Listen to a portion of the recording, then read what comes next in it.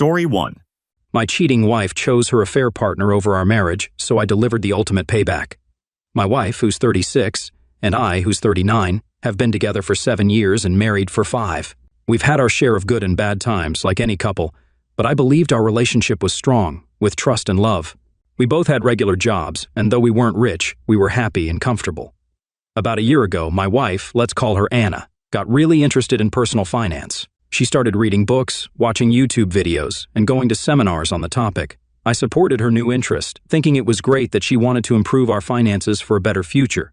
Honestly, I don't know much about finance besides basic things like mutual funds.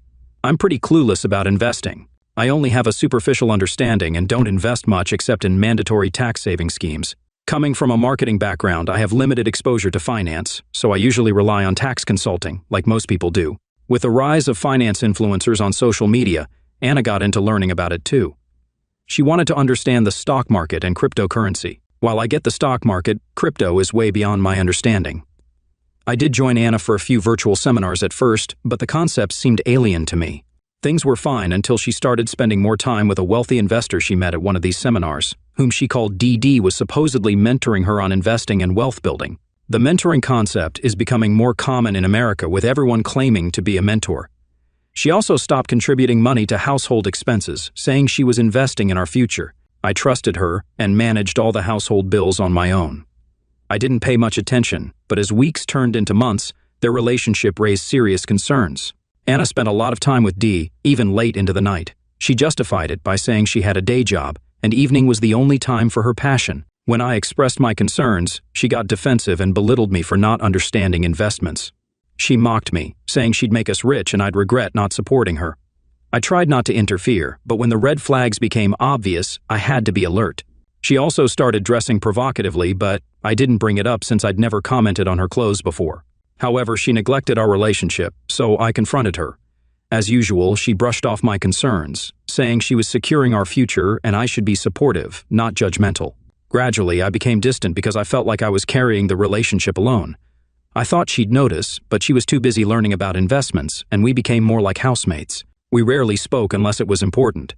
Even though we lived in the same house, after her day job, she went out for seminars or mentorship classes. One evening, I walked past the seminar hall where Anna's mentor Dee used to teach a finance class. Something prompted me to go inside and see what was happening. Upon entering, I noticed a different event taking place. I inquired with the security staff about Dee's company seminars and their frequency. They informed me that these seminars were not regular, with the last one occurring months ago. Outside, I saw some guys in t-shirts promoting a finance masterclass with the influencer's name. I approached them, got details, and took note of everything.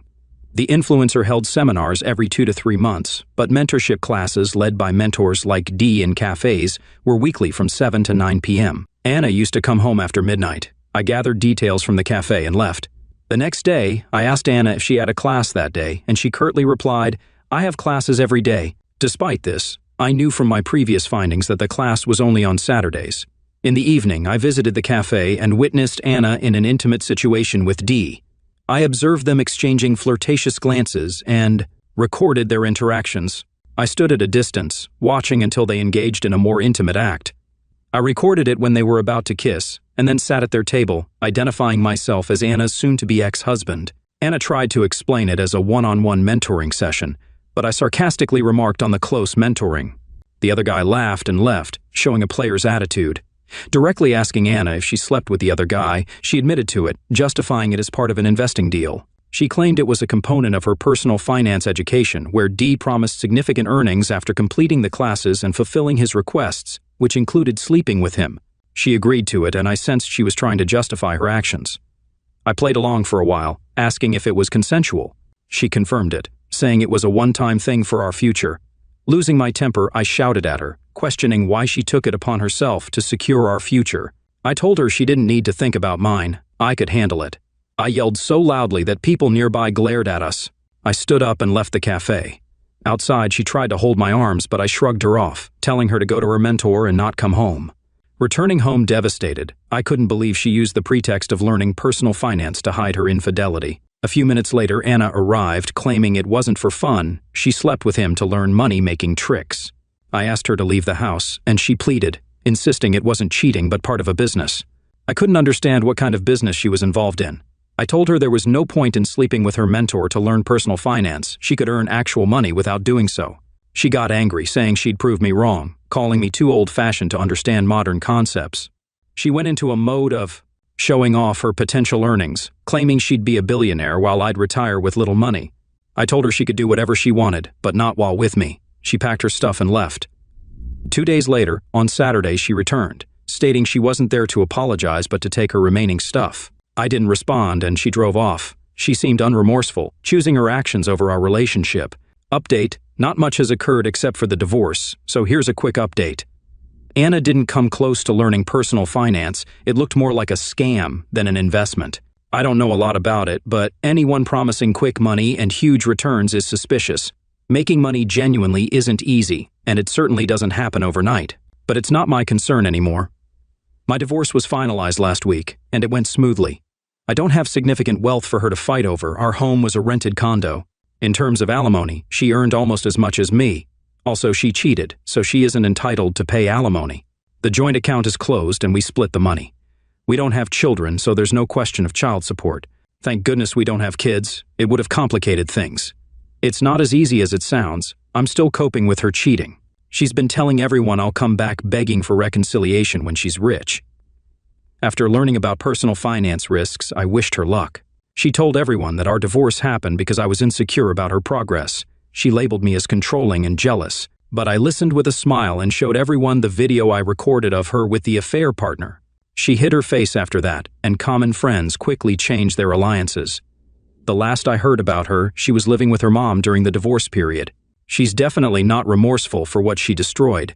I don't know if she's genuinely learning personal finance or investing, or if it was just an excuse for an affair. If she succeeds in sorting her finances, good for her. I don't want money tainted with infidelity. By the way, recently I started watching a lot of videos on investing. I might be jumping to conclusions too fast, I don't know. But with ample free online videos providing enough information for beginners, I highly doubt you need a mentor for this. It's something you can self-examine. Right now, I'm trying to distance myself from any conversation that involves her. It was mentally draining. I've picked up my painting hobby to keep myself distracted, joined a fitness club to shed extra calories, and I'm focusing on eating healthy and keeping drinks in check. I drank too much during the pre-divorce period and gained a lot of extra pounds. I'll update the list if anything progresses. Update: it wasn't a finance class, it was a scam. That's the truth. The main point in this update is that Anna fell victim to a scam. Remember that finance influencer who conducted seminars? Turns out he was a scam artist, deceiving people and making false promises of significant returns. Anna invested about 30% of her income in that scheme, even selling valuable assets like her family heirloom diamond ring and platinum necklace to go all in. It appears everything was just a scam. The influencer is now on the run, and his teammates, including the affair partner, have been arrested with an ongoing investigation. After this news broke, those Anna had boasted to about her impending riches mocked her. She had flaunted her newfound knowledge, belittling those with limited investment understanding. Now, those same people are targeting and making fun of her. Apparently, she blocked many of those mocking her, even deactivating her social media account due to being tagged in posts related to the finance influencer she supported. It's a lesson in not boasting before achieving victory, something she had been doing all along. I've made significant progress shedding extra weight and getting into muscle training, which I enjoy. I've also returned to painting, and it feels really good. I haven't rushed into dating yet, not because I'm trying to forget the past, but simply because I'm not ready for it. Clearly, he was a scammer who managed to deceive her. Update: I had a visitor, and it turned out to be Anna. She looked really sad and told me she had fallen for a scam. A business partner and his boss, who was into fraud, had cheated a lot of people, including her, and ran off with their money to another country. I asked if the partner got caught, but she said no. The partner and a few other mentors were close to the fraud boss and managed to escape at the right time, leaving the rest of the team behind. I asked if she came to me because her partner ran away, but she said no. She claimed she loved me and wanted to talk. I reminded her that we were already divorced, so there was no point in talking. She said karma punished her. She lost a lot of money and respect, and people were mocking her. She pointed out that I came out fine from the situation and asked what more I wanted. I told her I wanted peace, her out of my life, and at that moment, out of my house. She then suggested that now that she and Dee had nothing between them, we could get back together. I disagreed, saying Dee wouldn't have taken her because he had many women like her, learning money-making tricks. She pleaded for reconciliation, saying she wasn't emotionally involved with her partner and got carried away by the idea of getting rich quickly. I made it clear that getting back together was not an option. I had moved on, and her pleading didn't affect me. If she had pleaded when her affair was exposed, I might have considered forgiveness, but seeing her true colors changed that. She came back to me only after losing everything, still mocking me as she left the house during the divorce. She showed no remorse. Now, when she lost everything, she came to me, unbelievable, I told her, to leave because I had to go to my fitness class. She commented on my appearance, asking if I was dating someone. I said it was none of her business. She started crying, saying I was rude. I told her she should thank me for being civil and listening to her after what she did. She shouldn't be allowed in my house. Despite that, I remained polite and entertained her. She held my hands and kept apologizing. I told her crying and begging meant nothing to me now. I used to love her, but I've moved on. She left after I became cold toward her. A few days later, her mother called, asking to meet urgently. I agreed, and over coffee the next day, she apologized for Anna. I hugged her and said it wasn't her fault. She didn't need to say sorry. Unlike Anna, she had always been sweet to me, even during the divorce, and didn't speak badly about me. She asked me if I could get back together with Anna because she felt Anna was really sorry for what she did. She explained that Anna was constantly crying and falling into depression. She was worried that Anna might even become suicidal because she lost all her savings, part of her monthly salary, and some valuable jewelry pieces, which I had mentioned before. I didn't know Anna had lost her savings. Anna was always saving, and I'm sure she had at least $100,000. Losing such a large amount of money can affect anyone's mental health. I questioned how getting back together would help Anna deal with the depression from losing money. She said that Anna truly loved me, and even in her lowest moments, having me in her life could bring her some happiness. To be honest, I did feel sorry for Anna. I even briefly considered getting back together, but that feeling didn't last long. I quickly returned to my decision not to take her back. I told her I couldn't do it. I didn't love her anymore. It turned into a cycle of tears and pleas to help her daughter avoid depression. I stood firm on my decision and suggested taking Anna to therapy. She needed counseling more than a husband. My ex-mother-in-law was disappointed that I declined her request but understood my perspective. There was one more thing that would have upset Anna more, and that was my investment journey. I followed some genuine finance YouTubers who helped me understand personal finance and investing on a broader level. This knowledge greatly assisted in building my portfolio, and guess what? I'm already making a good profit. I've ventured into the stock and bond markets too. However, I'm still unsure about crypto trading and don't want to step into unfamiliar territory. I'm taking things at a steady pace, learning one thing at a time. Understanding the stock market has reinforced my belief that making money takes time, patience, and courage.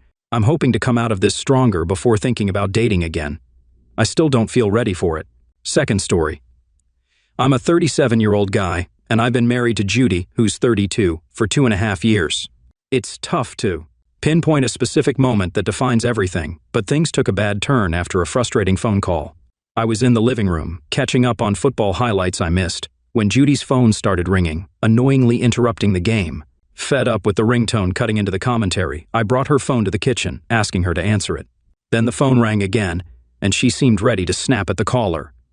Since we both worked in the corporate world, Judy had a rule about keeping our work life separate from our home life. She believed it was our responsibility to separate the two and encouraged me to do the same. She avoided work calls on weekends and preferred emails for urgent matters. I expected her to get upset, but she stayed silent, and her expression changed. It wasn't until dinner that she shared what the call was about. "They are transferring me out of state," she said. "Transfer? Why? Where?" I asked, realizing the situation. "I told you about the company's expansion. The board wants to transfer people to the new site to monitor branch development," she explained. I understood how transfers usually worked, often without external commitment. Being married, she wouldn't be considered for a transfer unless she requested it. I asked if she applied, and she said no. I suggested rejecting it, but she explained it came with a promotion she'd been working hard for. Judy was ambitious, a quality I admired. For a year, she worked tirelessly for the promotion, volunteering and ensuring her team functioned smoothly. It was finally paying off, although not in the way we expected. Her salary doubled with perks, but I knew it wasn't about the money. She wanted to climb the corporate ladder. "What should I do?" she asked. It wasn't her fault, but she put me in a tough spot. I had two options: tell her to reject the transfer, losing the promotion, or support her pursuit of her hard-earned career advancement. Thinking people make long-distance marriages work, although I hadn't seen many examples, I convinced myself it could be done. Not wanting to hold her back, I told her, I'm going to support you, whatever decision you make. We can make it work." Boy, do I regret those words. Her eyes lit up, and I thought I made the right decision. I convinced myself it would work, remembering friends who traveled for business and sustained their marriages. Looking back, she didn't really leave me much of an option to refuse. If I had honestly shared my opinion and asked her not to take the job, she would have considered it. But knowing Judy well, I sensed it would come at a cost, possibly leading to the collapse of our marriage. I didn't want that. I also disliked the idea of her being far away. However, if our marriage hung in the balance, the lesser evil seemed to be letting go. It looked like the only logical decision, and faced with a similar situation again, I'm not sure if I would choose differently. She spent the evening thanking me for being understanding, but I couldn't shake the wave of irritation, realizing my wife had manipulated me into feeling self-conscious so that my decision favored her. I was sure she had baited me. However, it's hard to say. Seeing her excitement after finalizing travel arrangements, and after a lengthy discussion about making the marriage work, we planned to call every day to stay involved in our daily lives. The idea of cheating never crossed my mind because I believed Judy was too goal-oriented, especially since her company agreed to give her 5 days off every month. "It'll work," she assured me just before boarding the plane. Little did I know that my marriage had ended in that instant. Every long-distance relationship starts the same way, calls around the clock, even with Bluetooth earphones so we could talk while she worked. For the first 2 months, it seemed to work. We were on the phone more, and I knew more about her life than when I lived with her. Suddenly, it didn't feel like I'd made the wrong decision, prioritizing her ambition over my needs. We were in a good place, at least until 2 months ago. Judy called one morning to cancel her trip back to Michigan. Her company's quarterly performance had been below par, and she had to work on recruiting more capable professionals to fill out administrative roles to make her job easier. I didn't mind, as I was on the verge of closing a huge deal that would give me more flexibility in how I worked. The compensation for closing the deal was worth millions. With that, I could be closer to my wife. 5 days were inconsequential when I could be with her as long as I wanted. I kept the deal a secret to surprise her after it was sealed. To make that happen, I needed to be at my best, which meant no distractions of any type. I didn't call her, and she didn't call me. It was the longest we had gone without talking on the phone. We still texted on WhatsApp, but we were both too busy for meaningful conversation.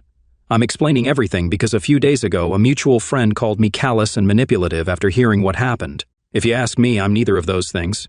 I consider myself a wounded person, which is why I'm here recounting everything between myself and Judy. Anyway, back to the story. The big deal came through, ensuring my family's financial security for life. It was a game changer, making me part of the elite 10% of America in terms of wealth. That night, while waiting for confirmation, I resisted the temptation to call her. I wanted to tell her about the past week and how our lives would change. Judy's biggest dream was a trip to Paris. Instead of calling her, I planned our vacation there, ticket, hotel, food, places to visit. I had everything sorted out and was going to break the news together all at once. I scrolled through my WhatsApp and landed on her story. She was hugging this guy, Henry, tall, olive skin, brown hair, blue eyes. He looked no younger than. He was the first person employed when she started working. He was from the area, knew about the job, and she needed his expertise. Underneath the picture, she captioned, "Dark times reveal angels." I should have suspected something was wrong. I think I did, because I held off from telling her that the deal came through when it did. Instead, I took the next available flight I could find to California to see her. As you may have already guessed, she was having an affair with Henry. I phoned Judy's workplace in Michigan to find out where she was, since I planned a surprise visit. Luckily, the receptionist who answered was a mutual friend, so convincing her not to tell Judy was easy. Throughout the flight, I imagined scenarios of how Judy might react after sharing news of the deal.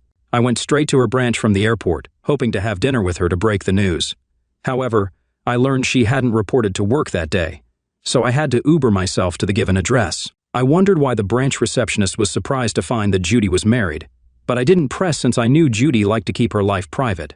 After climbing 4 flights of stairs, I arrived at her door with a bouquet of flowers behind my back. Right before knocking, I heard Judy moan, keep going, keep going." It made me sick. Just 5.5 months away and she cheated. Rage surged, but I tried to stay composed. I left her apartment and drove back to her office to instruct the receptionist not to mention my visit, even tipping her $100. I stayed in a hotel close to her apartment to keep a close watch. Over the week, I discreetly followed her with a rental car, and she didn't suspect a thing. She moved between work, yoga, and her apartment, making it easy to track her. This is how I found out she spent a lot of time with Henry, and it wasn't hard to deduce he was the one she was cheating with. I called and messaged her during this time, but she used work as an excuse and begged me to give her space to get her professional life in order. At that moment, I decided not to let myself be played by her anymore. I drafted divorce letters and waited for her return with Henry. It seemed like all they did was have closeness. Upon arriving at her door, I heard nothing but moans, grunts, and groans. I picked the lock, tiptoed to her bedroom with my phone recording everything. As disgusting as it was to watch, I recorded a full minute of their relationship before revealing myself. In that moment, while she scrambled for clothes, I felt powerful, seeing her anguish when I threatened to share the video with her colleagues and family. She begged for forgiveness, saying she'd resign and go to therapy. But I was disgusted by her actions, unable to entertain her pleas. She said she resigned and dropped off signed divorce papers yesterday, but I still sent the video to her parents. I wanted them to see the kind of person their child became. Some comments suggested she checked out of the relationship when she took the job. She had been wanting this for a while and probably cheating on me for a while as well.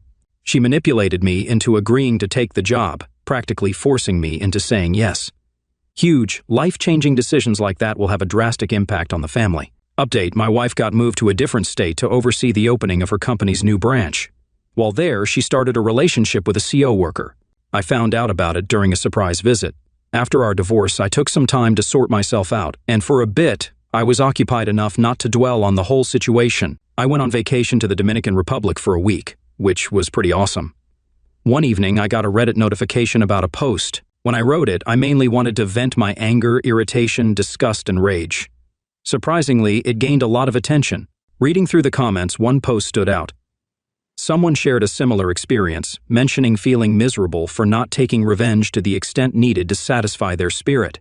It might sound strange, and it was definitely an unpopular opinion, as many people, judging by their comments, were content with me just exposing her infidelity to her parents and getting her fired without going further. It was somewhat satisfying to see her relationship with her parents fall apart after the video, but other than that, it seemed like I hadn't accomplished much. Last I heard, she was in a motel working at a night bar, fittingly ironic for the cheater she is. About 3 weeks after returning from the Dominican Republic, she showed up at my door, begging me to forgive her and take her back. It was amusing to watch. She seemed like all she did was cry in her spare time, bloodshot, swollen, and puffy eyes. Whether it was from crying or dealing with some issues, I didn't care. In fact, I realized there wasn't much I could do to her. She was already an emotional wreck. I decided to shift my focus to the guy she cheated on me with, Henry. I let her in, and she probably thought I was reconsidering the divorce because she immediately started explaining herself, thinking I hadn't gone through with it. She even claimed to have lost her parents' respect and that my actions made her regret what she did. I posed a test question, something I knew she'd fail, just to be sure I wasn't seen as callous or wicked for having a justified motive. I looked her in the eye and asked, "How many times did it happen?" You'd expect her to learn from the experience and regain some dignity by telling the truth, but she said, once, swearing it was the truth. According to her, running a failing business with expenses 3 times more than revenue became a burden. She didn't want to burden me further, thinking she already asked too much by pursuing her ambition. I wasn't bothered by her excuses. What stunned me was how effortlessly she could lie to my face. It was hard to believe our entire relationship had any truth to it after that. My dad always thought it was almost impossible to look someone in the eye and lie. Well, he was way off. Honestly, I wasn't sure how many times they got together, but I had a sense of when it started, and it definitely wasn't just once. I might have doubted her lies if I hadn't followed her for the first 2 weeks in Michigan. On the day I arrived, she was making quite a scene in her room. Her obsession with privacy didn't matter much then, but I kept my cool and didn't let on that I knew. What about Henry? Who knows? He's probably still in Michigan with his wife. Imagine my surprise when I found out Henry was married. Despite the frustration, I stayed calm. I saw an opportunity to extend my revenge, to hurt not only her but also Henry. There was no way he'd walk away without facing the consequences. I didn't need a mirror to know my acting skills weren't Oscar-worthy, but the way she eagerly spilled everything, including lies about how Henry manipulated her, made me sure she was unsuspecting I was baiting her. After telling her to give me time to think, I ushered her out and immediately sent the video to everyone who knew her, including her receptionist friend at the office. First, I booked a ticket to Michigan to use the information Judy gave me about Henry's marriage, but I planned to damage him where it hurts. I rented a studio apartment close to him, watching from a distance, waiting for the videos of his escapades with my ex-wife to drop. Meanwhile, I observed his wife, Annie. She was gorgeous, with flowing blonde hair, stormy gray eyes, and a scary smile. Although my initial plan was to bait her into a compromising situation, I had a change of heart. But I know what you're thinking. Aside from the money, I'm a pretty decent-looking guy, decent enough to be prom king anyway. Annie was a kind and genuinely caring person. I was particularly surprised by her honesty. We went from greeting by the roadside to having coffee over an accidental bump, and I orchestrated it. Over coffee, I learned a lot about her, and for some days I forgot why I was in Michigan in the first place. It was one of those friendships that was just easy to keep. I even started seeing less of Henry for a while, thinking the plan didn't go as I wanted. Apparently, he'd been fired and spent all his time looking for a new job, trying not to raise suspicion from Annie. During our discussions, I learned Henry was an immigrant who came to the United States on a student visa. Annie also told me about her marital issues. She explained how her husband barely touched her and barely paid her any mind until about 2 months ago when things suddenly changed. What she didn't know was that she provided enough information to ruin Henry's story. They hadn't been married for 3 years, meaning Henry wasn't a citizen, even if he had applied for the green card. I needed Annie to turn on her husband, so I told her the truth about everything. At first, she was mad at me for lying, but she soon got over it. I showed her the video and explained how it haunted my dreams, knowing they were both going about their miserable lives, not justifiably affected by their actions. Luckily, it didn't take much to convince Annie. In the next hour, we planned how she would confront Henry. I wasn't there to witness the drama, but I made sure he knew I was behind everything bad happening to him. Last I heard, he was getting deported to wherever he came from. Honestly, now I can say I feel satisfied. Story 2. My husband became alpha and divorced me after I opened our marriage and got an STD. I'm a 37-year-old man, and I married my college sweetheart Tina, a 37-year-old female, a decade ago. We've known each other for a total of 16 years, having dated for 6 years before tying the knot. She was not just my college mate, she was my soulmate. About a month ago, Tina's friend had a lavish wedding in Las Vegas. I was invited but had urgent work commitments that week, so I couldn't attend. The wedding was a grand affair, spanning a whole week. When Tina returned home, she seemed unusually quiet. I asked her if everything was all right, and she claimed she was just tired from all the wedding festivities. That explanation seemed plausible to me, so I gave her space. However, things took a worrying turn when Tina started acting distant. She not only became quiet, but also seemed irritated around me. Our conversations became strained, and our bed life vanished. Whenever I tried to initiate any affection, she snapped at me, saying she wasn't in the mood. It's been nearly a month since she returned from the wedding, and we haven't shared an intimate moment. Adding to my concerns, I discovered something in her bag yesterday that left me anxious, a hospital bill. Tina had undergone an STD test the day after she returned from the wedding. It struck me as odd. Why would she do that, and why didn't she inform me? It's an obvious red flag, and while I love her deeply, I'm not naive enough to ignore such a significant warning sign. I haven't talked to her about what I found yet, but before I do, I want to gather all the facts about the STD test. I don't want to confront her without having all the information. I value my marriage and my relationship with Tina, and I don't want to ruin it on impulse. I did a lot of research on this topic, and in the process, I came across a page where many people shared stories about discovering their partners secretly taking STD tests, often because of cheating. That's why I'm here, to share my story and get some insight. I admit feeling guilty about this, but a few days ago, I went through Tina's phone without her knowledge. I checked all her messages and call logs, but I didn't find anything suspicious. It was all clean. I even looked at her social media accounts, and those were clean too. I'm not sure if I should feel bad for doubting her, or if I should feel reassured that I'm staying vigilant. I thought about reaching out to the friends who attended the wedding with Tina to see if anything unusual happened, but it was Tina's school friend's wedding, so none of our college friends were there. While I'm friends with her school friend, I'm not close enough to ask questions without Tina finding out. This situation feels strange because, in the last 10 years we've been together, Tina has never given me a reason to doubt her. We've always been open and honest with each other. I forgot to mention that. The bill showed she scheduled the appointment the day after returning from the trip. However, the test date mentioned was yesterday, and the report date is a week later. Tina's behavior had been worrying me since she got back from the trip. I checked her phone a few days ago but found nothing. Yesterday, when she came home after the test, she seemed very tired and tense. It raised suspicion when she carefully stashed her bag in the wardrobe. Normally, she leaves it on the table or the couch. I acted like I didn't notice but kept a close eye on her every move. When she went to the bathroom to shower, I checked her purse and found the hospital bill for an STD test. Update 1. Hi everyone. I realized I didn't provide any background information about Tina and me after reading the comments on my post.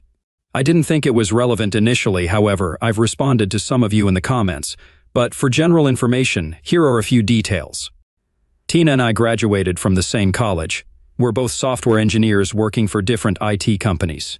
We have a 6-year-old son. Financially, we've had a stable and decent life. We were a happy family until now, when Tina decided to mess everything up. After discovering the medical bill for an STD test in Tina's purse, I couldn't rest easy. The comments on my previous post, along with stories from other victims, all pointed to one thing: Tina cheated on me. Initially, I wanted to wait for the test results before confronting her, but it became unbearable. Tina noticed I was acting differently too. On the day I made the post, she even asked if everything was okay. I just nodded and put on a fake smile. She probably thought I was reacting to her rude behavior. So the day after my last post, we sat down at the dinner table. As we began to eat, Tina asked me again if I was okay. I nodded and said yes, but after a while I couldn't hold back and asked, "How did your STD test go?" She looked shocked. I repeated, "Yeah, the STD test you took a few days ago." She turned pale and asked how I found out. I told her it didn't matter. Then she came out with the classic line, "I can explain." I stared at her and told her to go ahead and explain. She sighed, took a deep breath, and I patiently kept looking at her. She started crying. When she began to sob, my heart sank. I realized my suspicions were correct.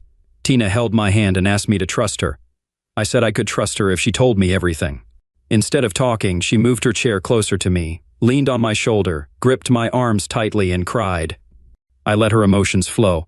In our 16 years together, I had never let her cry alone. Even at the slightest sign of tears, I would comfort her with a hug. But this time I sat there unmoved. She tried to get closer, holding on to my arms tightly, but I didn't hug her back. I remained as cold as ice. When she finished crying, she let go of my arms and confessed everything. It happened during her friend's bachelorette trip and the week-long wedding celebrations. The first 2 days were a bachelorette trip to Vegas. The event manager had arranged for dancers, male escorts, and more. I learned many new terms that day that I had never heard before. She told me that the bride and her other friends had indulged in all these services from the very beginning of day one, but Tina had resisted. Her friends pressured her, but she held back. She saw the bride and her friends having a wild time, fulfilling their fantasies with these escorts, but she refrained. I used to trust her as she had never been a liar, but this time it was difficult for me to fully believe her story. I asked her if she did it because she felt out of place. She explained that her friend convinced her that in the 16 years we'd been together, she hadn't been with any other man, so she needed to try something new. Her friends went on about how these escorts had special techniques for unique pleasures. Tina resisted, but her friend pushed her to accept an explicit massage, if you know what I mean. Tina eventually gave in to the peer pressure and agreed to the massage. She believed that a massage might not be considered cheating and could help her avoid the peer pressure. But the masseur turned out to be an escort. After the back massage, he began undressing her. She resisted, but he insisted it was part of the explicit massage, so she reluctantly undressed. She confessed to losing control during the massage and cheating on me, but that wasn't the end of it. When Tina shared her experience with her friends, they cheered her on and encouraged her to explore further. They promised her complete confidentiality, ensuring that I would never find out. Tina felt that since she had already cheated on me once, there was no point in resisting further. She decided to delve deeper into her fantasy. I appreciated her honesty, even though I knew I couldn't forgive her, not even for a single act of betrayal. I just sat there lifeless, trying to process what Tina had revealed. I knew my life was about to change. The woman in front of me was the love of my life, which made her betrayal all the more painful. Tina nudged me to say something, as I hadn't spoken a word since her confession. I buried my face in my hands. She tried to hold my hand and lift my face, but I resisted. Finally, when I looked at her, I told her I was going to file for divorce.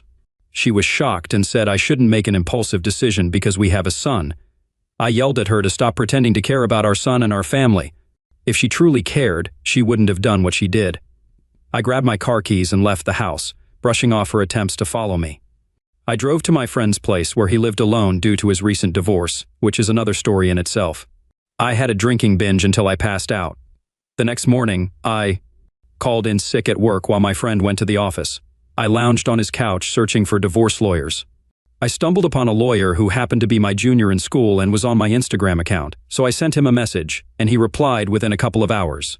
I asked if we could have a call. He sensed the urgency in my messages and phoned me back within 30 minutes. His next available appointment was about 4 days away, but since we knew each other, he suggested meeting in the evening after work for a drink. I agreed without hesitation. So, one evening, Tina confessed to her cheating, and the next evening, I was with my lawyer discussing my divorce. He advised me to sleep on my decision to see if my emotions subsided, but I chose to give her a chance. I assured him that I was making this decision mindfully. I shared my divorce terms, and he promised to start the paperwork right away. I asked him to expedite the process because I wanted to get through it as quickly as possible. To anyone listening, it might have seemed like an impulsive decision, but it wasn't. I love Tina, but I value my self-respect even more. I explained that I trusted Tina with my life, so if I was making this choice, it was indeed a serious one. I couldn't let her off the hook for her cheating. The following day, I returned home in the afternoon thinking she would be at work, but she was actually at home. Her demeanor had changed drastically in just the past few days. When she saw me, she rushed toward me, attempting to hug me, and asked where I had been for the last 2 days and why I hadn't responded to her calls and messages. I wanted to push her away, but she appeared so frail and distraught that I couldn't. I allowed her to hug me, but I didn't reciprocate. I stood rigid. She kept apologizing, but I remained unmoved. She gently held my face with her palms and urged me to speak, saying that my silence was unbearable for her. I inquired about our son's whereabouts, and she told me she had taken him to my parents' house for a few days. I managed to free myself, retreated to my room, and locked the door. If I had let her in, she wouldn't have allowed me to pack, so I hastily gathered some of my clothes, my laptop, tablets, and essential items, and left the house while she was in the kitchen. She followed me outside, attempting to stop me, but I didn't look back and drove away. I checked into a hotel and then went to my parents' house to see my son. I wanted to confide in them, but I resisted because I had something else on my mind. It's been almost a week now, and I'm working from the hotel. I got permission to work remotely for this month. Tina has made numerous attempts to contact me through various means. Calls, texts, voicemails showing up at my workplace, visiting my friend's place, and even local bars and restaurants I frequent. Today, one of our mutual friends called me and asked if I was okay. He mentioned that Tina had been searching for me all over the city. I asked him if she had told him the reason, and he said that whoever asked, Tina had been explaining that I left the house after a heated argument about something. I assured him that I was safe, but needed some time to cool off. A few hours ago, I phoned my lawyer to check on the status of the divorce papers. He informed me that they would be shipped to me in the next few days, so I'm currently waiting for their arrival. I'll provide an update once I've resolved this matter. Update 2. It's taken me a bit of time to post this update, but I wanted to sort out everything before doing so. This will be my final update. So, after 10 days from D-Day, the divorce papers finally arrived on a Saturday. The following morning, I went back to my house, and the situation remained unchanged. Tina was lying lifelessly on the couch while my son played in the living room. He ran to me and hugged me as if we hadn't seen each other in a week. This time, Tina remained rigid. She didn't hug me back. Instead, she gave me a cold, distant stare. I played with my son for a few minutes, and then left him to play on his own while I took a seat in a nearby chair. Tina glanced at me with a serious expression and inquired about what I wanted.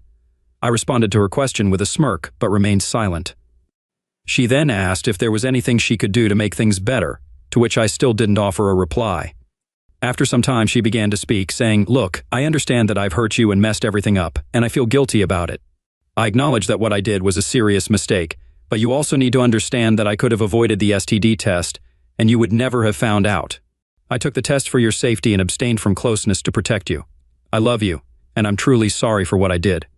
You should also recognize that I honestly confessed the truth when I could have easily lied, so instead of running away from this situation, we should work together to resolve it.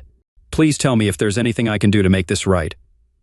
I finally broke my silence and responded with a simple yes. I told her that she needed to confess her infidelity in front of both our parents. She gave me a stern look and I challenged her, saying, "Can't do it. Can you?" She took a deep breath and agreed that if it would make me happy and help resolve things, she was willing to give it a try. I instructed her to go ahead and invite our parents for the evening. After staring at me for a couple of minutes and seeing the determination in my eyes, she grabbed her phone and called both sets of parents, one by one, inviting them to join us later that evening. After the calls, she looked at me with a defeated expression. I decided to take a shower and was browsing on my iPad when she entered the room and mentioned that she had prepared lunch for us. I wanted to avoid it, but deep down, I knew it might be our last meal together as a family, so I joined her at the table. She served us, and we all ate together. It was hard to ignore the sadness on my son's face, realizing that this might be one of the last times he shared a meal with both his parents. I understand that some may label me as egotistical or chauvinistic for ending our seemingly happy family over one mistake by Tina. However, I don't care about others' opinions. I believe that when my son grows up, he will appreciate that I chose my self-respect over my love and emotions.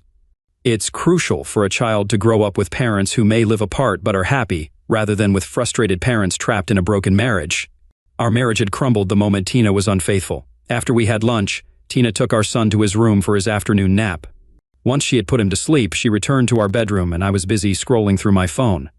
She made a move to touch me, but I stopped her and asked if her STD test results had come in. She assured me that she had a clean bill of health and began to get intimate with me again. Knowing it might be our last time, I gave in, and it turned out to be the most exciting and passionate encounter we'd had in a long while. Afterward, I was overwhelmed with guilt and sadness, but also a strange sense of satisfaction from being with her.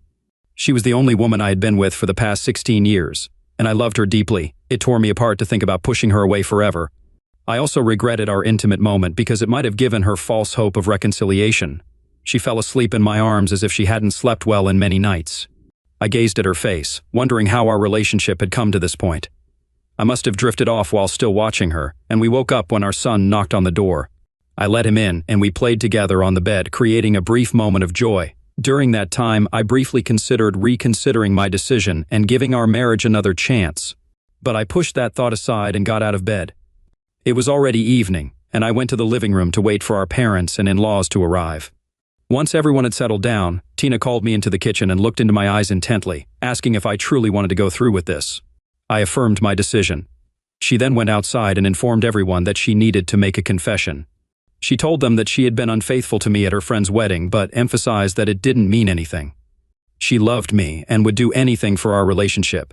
She went on to explain that she had already confessed this to me and that I wanted her to tell everyone as well. It all happened so quickly that my parents initially thought it was some kind of joke.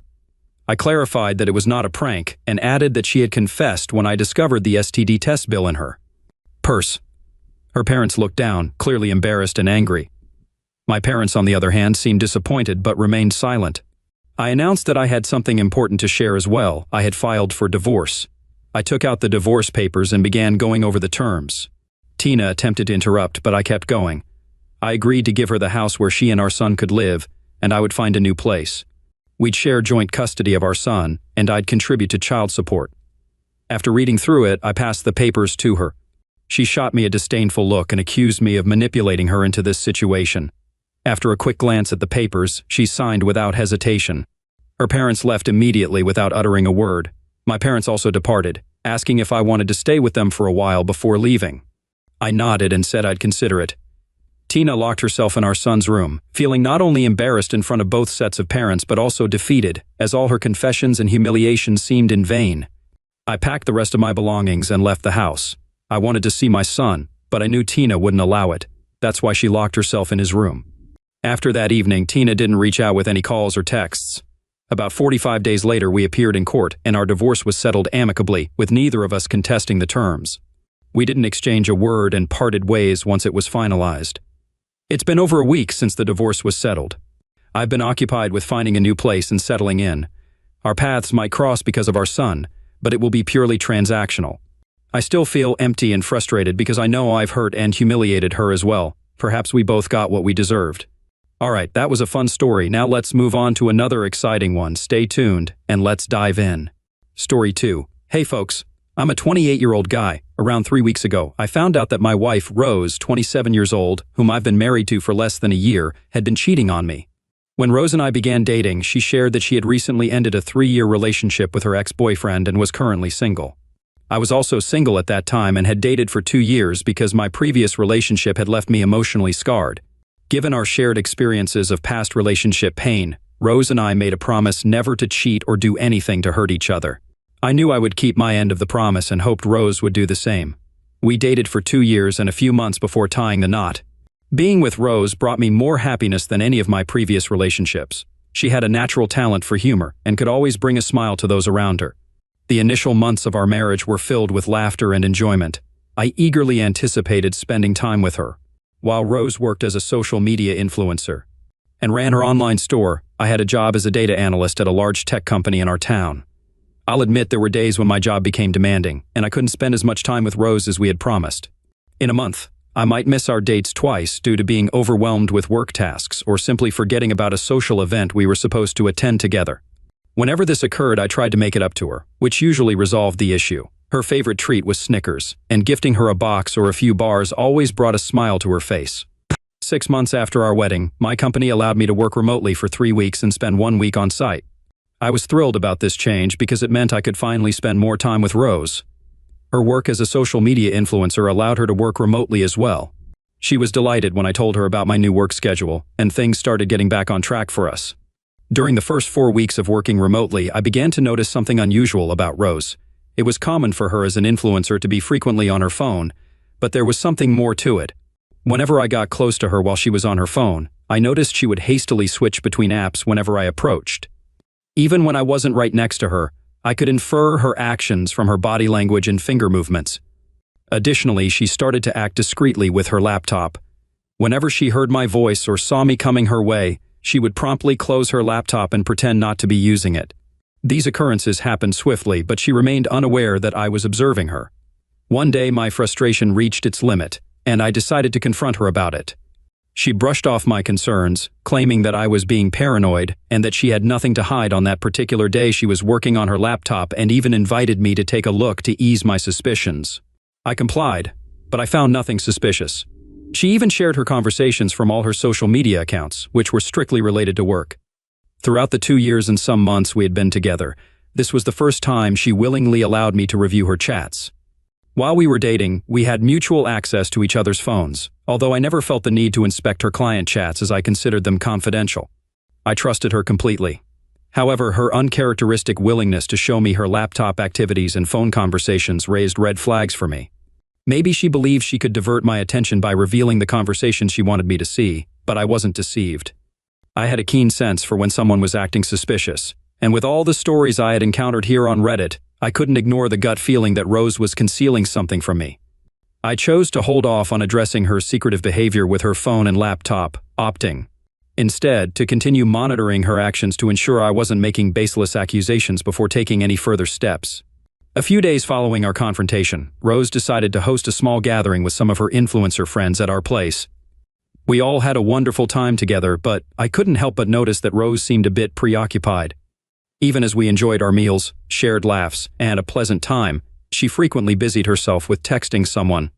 It occurred so often that even her friends began to take notice. Eventually, one of them felt compelled to inquire about the person she was constantly texting. Upon realizing that all eyes were on her, Rose placed her phone on the table, put on a feigned smile, and explained that it was work-related and that she was finished. No one pressed the matter further, and we continued with our meal. After the guests left and we began tidying up, Rose broached the subject of the client she had been messaging throughout the evening. She mentioned that the client had proposed a year-long collaboration as a brand ambassador for a skincare product. Now, ordinarily, such a conversation would be entirely normal for a married couple to have. However, for us, it felt unusual because Rose rarely discussed her clients or their specific requests in our respective professions. She tended to her work, and I tended to mine.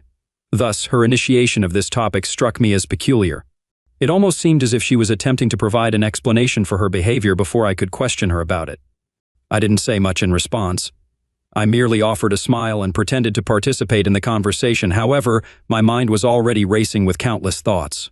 While I suspected that I wouldn't find any evidence of infidelity on her phone or laptop, I conceived the idea of eavesdropping on her conversations. There was an app that allowed you to monitor someone else's phone activity, listen in on their calls, and read their messages. To achieve this, I needed to install the app on both my phone and hers.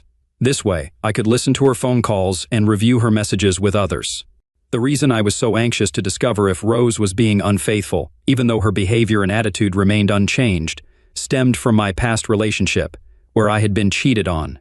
Despite expressing my love for Rose and my belief in her fidelity, a part of me remained vigilant for any signs of infidelity. I scrutinized everything, even the mundane, as I didn't want to overlook potential warning signals as I had in my previous relationship. Once I had successfully installed the app on both of our phones, I initiated my investigation. Indeed, Rose regularly communicated with her clients. However, there was another individual she exchanged messages with daily, and she took care not to call him or answer his calls whenever I was at home or we were together. 2 days after I had paired my phone with Rose's, she spoke with this person for the first time. What made it intriguing was that she had known him for years. He happened to be the same ex-boyfriend she had mentioned breaking up with. Upon listening to their conversations for the first time, it became evident that this individual was aware of Rose's marital status and my remote working situation. On that particular evening, Rose asked me to step out and purchase some groceries because she claimed to have forgotten to pick them up. While I was en route to the store, their conversation took place. He inquired about my whereabouts, and Rose informed him that I had left to buy groceries. She also confessed that she had purposely pretended to forget the groceries on her way back, intending for me to retrieve them, thus affording them more time to talk on the phone. He kindly cautioned her to be discreet so as not to get caught, to which Rose responded, "Oh, Jackie would never leave me. He loves me too much to leave me. Poor thing." After that, they shared a laugh and discussed their plans to meet later that evening. Filled with anger after eavesdropping on their conversations, I returned home.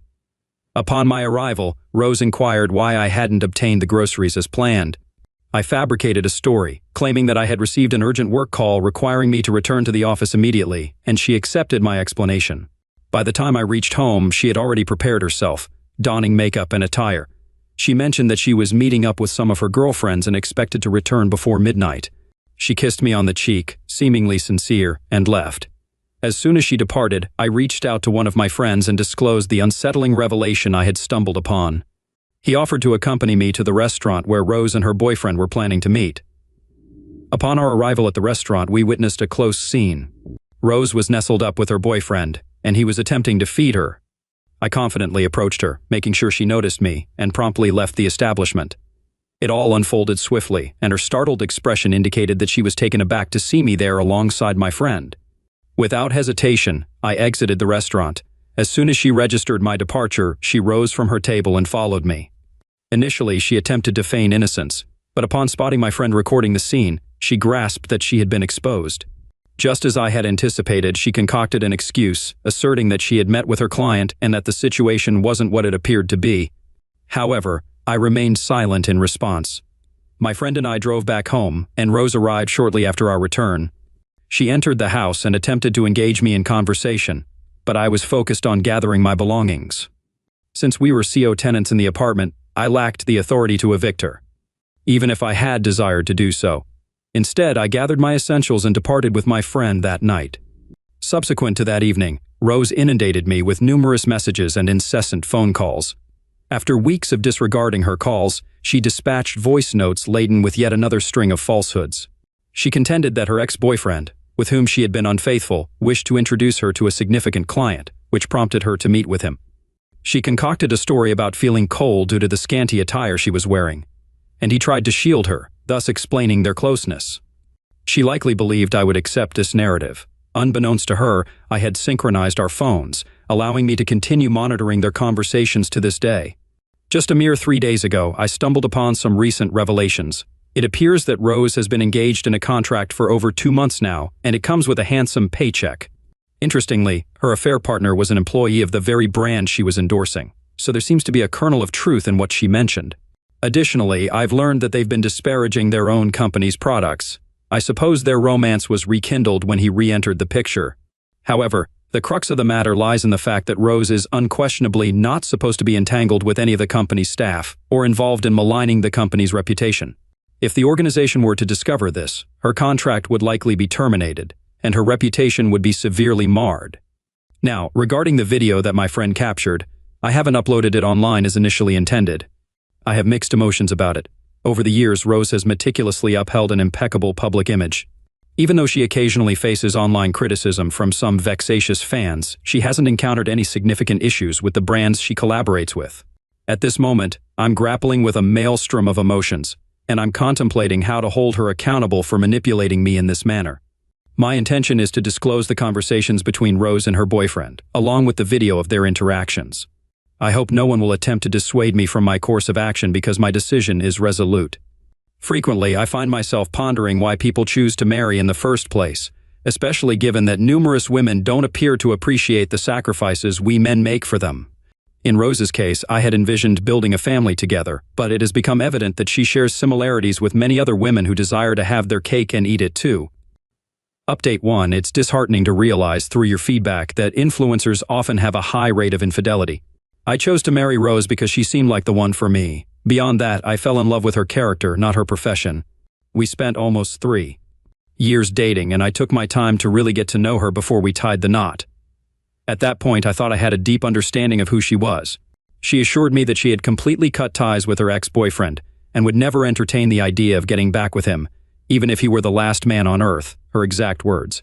I suppose I was foolish to believe her words. My only consolation is that I took decisive action as soon as I began to suspect her. Perhaps if I had chosen to be the trusting husband who generously offered the benefit of the doubt, I'd still be stuck with her, naively helping her choose the perfect outfit for her girls' night out. Now, as for my plan for revenge, here's an update. I've shared the video of Rose and her affair partner recorded at the restaurant where they were intimately involved with each other. The video didn't sit well with her fans, who labeled her as a cheater. Additionally, I exposed the conversation between Rose and her lover, in which they criticized the brand they were endorsing. The good news is that the company she was associated with has terminated her contract, and her boyfriend has also lost his job. Moreover, Rose and her boyfriend had been saying derogatory things about a specific product she was promoting, alleging that the company was ripping people off with their subpar merchandise. Rose was compelled to issue a public apology, retracting everything she had said, and subsequently dealing with the repercussions from the company.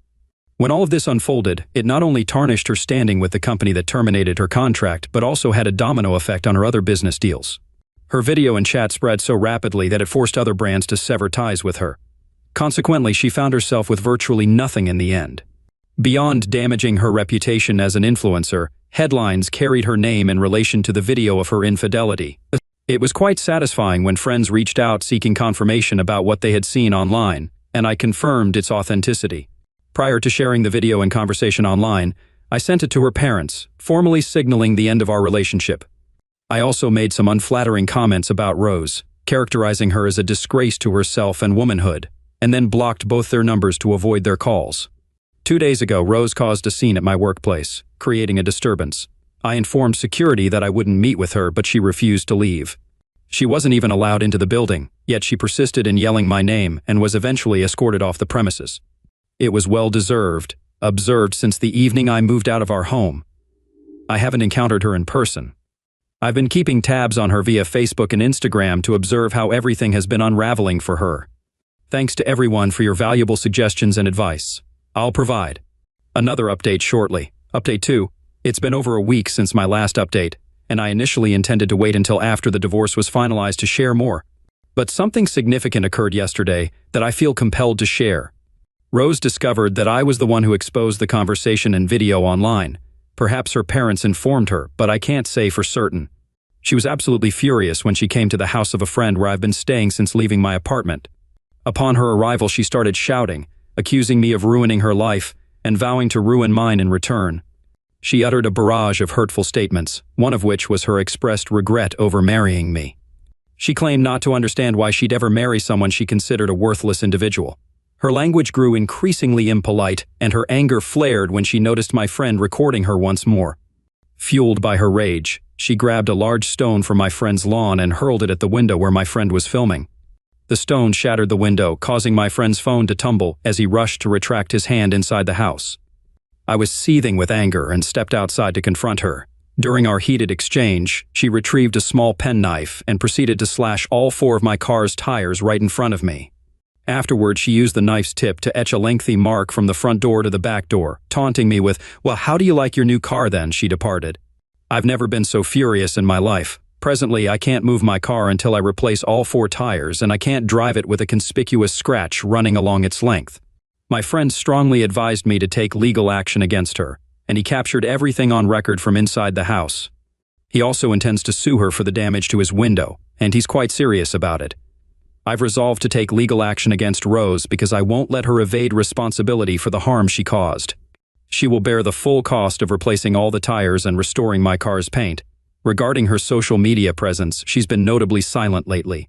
The frenzy surrounding her infidelity and disparagement of the brand she was endorsing has subsided. However, she hasn't been engaging in her usual Instagram live videos, reels, and other activities. I should also mention that many people unfollowed her, primarily due to the video. Commenters remarked that they once envied our marriage and how she portrayed us as the perfect couple online. They found it hard to believe that she'd engage in such behavior in our first year of marriage, traditionally considered the honeymoon phase. Regardless, what's done is done. I won't tolerate infidelity just to maintain a facade of perfection in the eyes of strangers. I'll provide another update once everything has been resolved. Thank you for your time. Update 3. Hello everyone. It's been a while since my last update, and I wanted to wait until everything was settled before posting again. I appreciate your patience and your support for my legal action against Rose for the damages she caused. I'm thrilled to share this update because things have unfolded just as I hoped. My friend and I pursued legal action against Rose for the damages, and the court ruled in our favor. Can you believe that Rose actually tried to deny breaking my friend's window and slashing my tires? She even suggested that I was motivated by jealousy because she left me for her ex-boyfriend and that I had sabotaged my own car to frame her. She seemed to have forgotten that she was recorded by my friend and that the video held all the evidence we needed. When we informed the judge about the existence of this video, she requested to see it. Upon watching the footage and realizing that Rose had lied, the judge was visibly irritated. She asked for an estimate of the cost to replace all 4 tires and repair the damage to my car's paint, which I promptly provided following your advice to get a comprehensive estimate. The judge then ordered Rose to cover these expenses. On the same day, she faced a case with my friend. The judge didn't allow her to lie or defend herself because she had viewed the video showing Rose's violent actions and the stone she threw at my friend's window. The ruling also favored my friend, leaving Rose quite upset. I couldn't help but relish in her frustration. I had expected her boyfriend to support her, but he was nowhere to be seen. 2 weeks after the court case, the divorce papers were ready and I had my lawyer send them to her. She wasted no time in signing them, and we concluded everything. It was somewhat amusing to watch her try to play the victim in a situation of her own making. I'm pleased to announce that Rose is now officially a part of my past. Unlike her, who goes back on her word, I have no intention of having any further dealings with her. I've blocked her contact on all our shared social media platforms. Story 3. Were you aware that the typical high school romance typically lasts approximately 3 weeks? Well, Katie, Thomas, and Greg Hollander defied that statistic by a whopping 40 years. They first crossed paths when Katie was a freshman and Greg a sophomore. From that moment onward, they were inseparable. Indeed, theirs was a genuine, almost mythical love that endured the trials of time and remained untainted. Interestingly, Kat and I were married for roughly 30 of those years. At the time, I believed our happiness to be genuine. Our marriage brought satisfaction, and the birth of our daughter Joan only deepened our bond. Generally speaking, during those years, I felt content. Allow me to introduce someone who can fill you in on this significant development. I'm Thomas Marsh, and Katie has been my devoted wife for nearly 3 decades. As previously mentioned, Kat and Greg were high school sweethearts, and indeed, she lost her pureness to Greg. It's a known fact that most high school romances come to an end eventually. However, in their case, it seemed more like a temporary hiatus. Since Greg was a year ahead of Katie in school, he aimed to amass wealth after graduation to marry her. This was a narrative my wife often shared throughout our marriage. Following high school, Greg embarked on a pipeline job in Alaska with his uncle, which marked the beginning of trouble. It seems Greg ceased correspondence shortly after arriving, leaving Kat alone during her senior year. She briefly entertained dating someone named Sam or Simpson, but her heart remained steadfastly with Greg. Despite Kat's patient waiting, Greg remained absent and uncommunicative.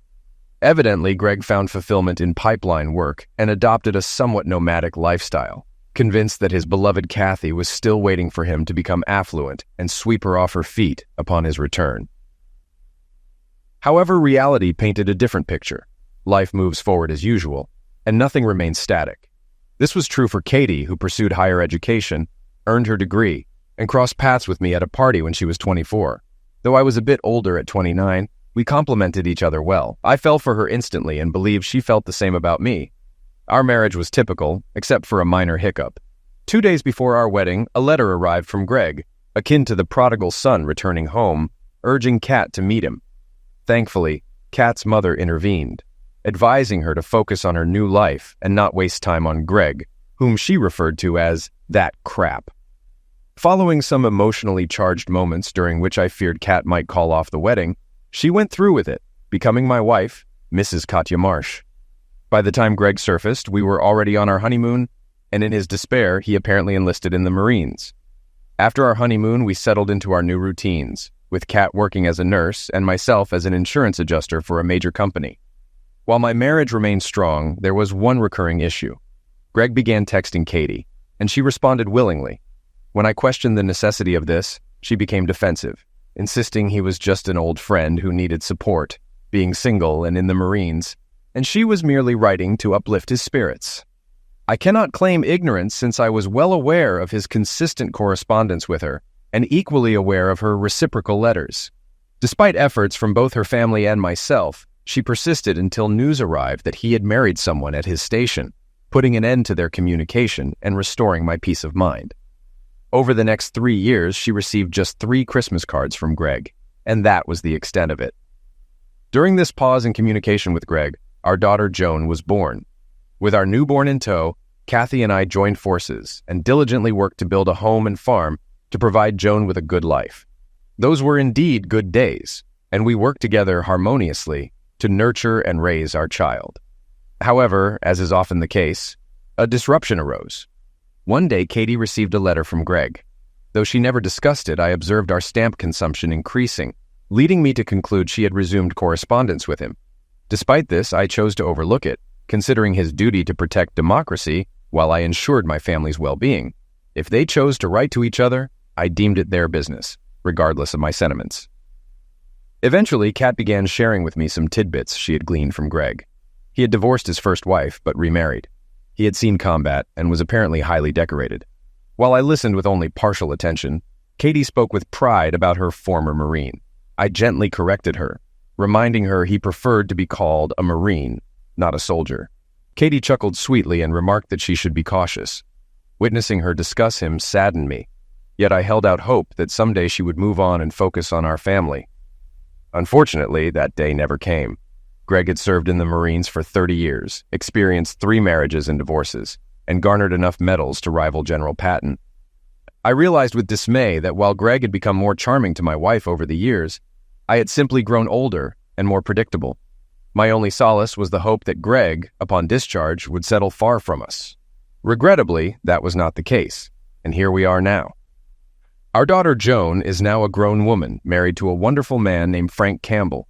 Even more delightful news is that they are expecting their first child. At 60, I eagerly anticipate reaching the milestone age of 65, when I can retire and enjoy my remaining years in peace and tranquility. Katie still looks as radiant as ever and has the ability to make my heart skip a beat. Little did I realize that the peace in my life would soon be shattered.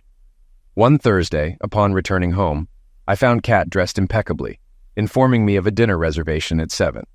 Initially perplexed, I searched my memory for any forgotten anniversary or birthday, only to realize that was not the case. So, I went along with it, heading to our bedroom to freshen up and attempt to match Kat's elegance. Dinner was fantastic, and the restaurant was crowded, leading me to suspect Kat had more on her mind than just enjoying the food. As we reached the end of our meal, I turned to her and said, "All right, now you can tell me. I'm in a good mood and won't cause a scene." One of my idiosyncrasies is that I never lose my temper in public. Working in the insurance industry teaches you to keep your composure in public, and that habit spills over into my personal life. Kat understood this about me. Over the years, whenever she had something potentially upsetting to share, she'd choose a public setting to break the news. Tonight, I sensed something was off just by looking at her face. After 30 years together, you become adept at reading your partner. I had a sense of foreboding tonight, convinced it would ruin my evening. Finally, with apprehension, she delivered the news. "Tom, I think you should know that Greg is back." I suddenly felt queasy, but I knew it wasn't the food's fault. I stared at her, waiting for more information, but Kat just looked at me thoughtfully. Finally, I broke the awkward silence. "When you say back, do you mean he's back from vacation?" She shook her head and said very quietly, "No, Tom, he's not on vacation. He was discharged from the Army and bought a house 2 streets away from us." With that, my panic level began to rise, and I quickly interrupted. "And he's going to live there with his, what, 3rd wife?" And again, she said quietly, "No, he got divorced again, but this time he had to lose part of his pension because of her." I tried to suppress my anger, but I couldn't help muttering, "Crap, it's just too much." Some nearby diners looked at me in surprise. My swearing wasn't because Greg had lost part of his pension to his ex, but because he'd moved closer to us, and I needed to understand his motivation for doing so. I became more assertive. "Katie, You haven't met Greg, have you? The expression on her face answered my question. She didn't even respond when I asked my next question. When and how did this happen, Katie? She also looked a little down when she answered. Yesterday he stopped by our house to tell me that we are now neighbors. My heart was racing and I continued the interrogation, very afraid of what I might find out. Did you sleep with him, Kat? Once again, her expression told me everything before she confessed. I did it, Tom, but it's not what you think. I peered into her eyes and almost growled. I believe, Kat, that my faithful wife slept with someone other than her husband. Now explain to me why this isn't what I think it is. I did it because he needed me, Tom. When he approached me, he seemed so lost. He's struggling with anxiety or something about a divorce, and he needed me desperately, so I tried to help him. I love you, Tom, but I realize I still love Greg, too. So there it was. My wife had slept with Greg, and he used PTSD and divorce as his way back into Kat's heart and her bed. I stared her down and spoke as firmly as ever in our marriage. All right, Kat, the damage is done. We can work through this and reclaim our lives, but you can't sleep with him again. Do you understand? She looked at me tearfully and said quietly but firmly, I can't promise that, Tom. I love him, and he needs me more than you. It was shocking to hear those words from her, but a public restaurant wasn't the place for our private turmoil. I signaled the waiter for the bill. 10 minutes later, we were in the car heading home when I pressed the issue again. Kat, how can you be with him knowing you have a husband? Have you forgotten the vows we made almost 30 years ago? Remember forsaking all others? She began openly crying, and between sobs confessed, I'm sorry, Tom, but he needs me, and we found each other again. I can't bear the thought of losing him or you. I was at a loss for what to say or do to make her let him go. With a hint of frustration in my voice, I exclaimed, Well, what then? Shall we take turns having days off? He gets you for New Year's, and I get you for Christmas. Stop it, Kat. You can't have two men. She stopped crying and gazed at me with a peculiar look. How about a break, Tom? Now it was my turn to feel embarrassed. What are you suggesting, Kat? She changed the subject. Listen, Tom, remember about 18 years ago when you took a year off to pursue your master's degree? You did what needed to be done, and then returned to your job and everything was fine. I shook my head irritably. Kat, how can you compare me getting a degree that benefited the family and the company with your involvement with this guy, which only benefits the two of you at this point? I pulled into the driveway and turned off the engine. Kat reached out and touched my face lovingly, making her plea. Tom, I missed my last year of high school with Greg, and if I had that year, we might not be facing this situation tonight. Give me this year and we'll get rid of Greg, and I promise to be the best wife to you. I need this time, Tom, please. I experienced a mix of emotions, sadness, hurt, shock, and depression. The urge to grab Katie's neck and squeeze until her eyes dimmed surged within me. However, I recalled stories about prison and how coup husbands forfeited their freedom and property in fits of rage. I stated, All right, Kat, if this is truly what you desire, feel free to proceed. But it's crucial to note, don't expect my approval. And let me be clear, I don't wish to see or hear from you in any capacity for the entire year. Understand? Also, be aware that in a year, you may have no one to return to. I hoped that the strict conditions I set for her vacation might dampen her enthusiasm, but it seemed futile. She appeared deaf to my words after agreeing. After kissing my cheek, she expressed gratitude and assured me that I wouldn't regret it.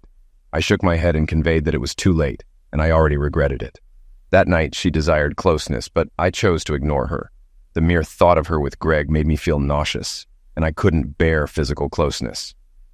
As we prepared for bed, I grabbed a pillow and informed her I would sleep in the guest room. I noticed this deeply hurt her, and part of me was glad, hoping she might reconsider her plans. The following morning, I woke up hoping that last night was merely an aberration, and that Kat would have a change of heart in the daylight.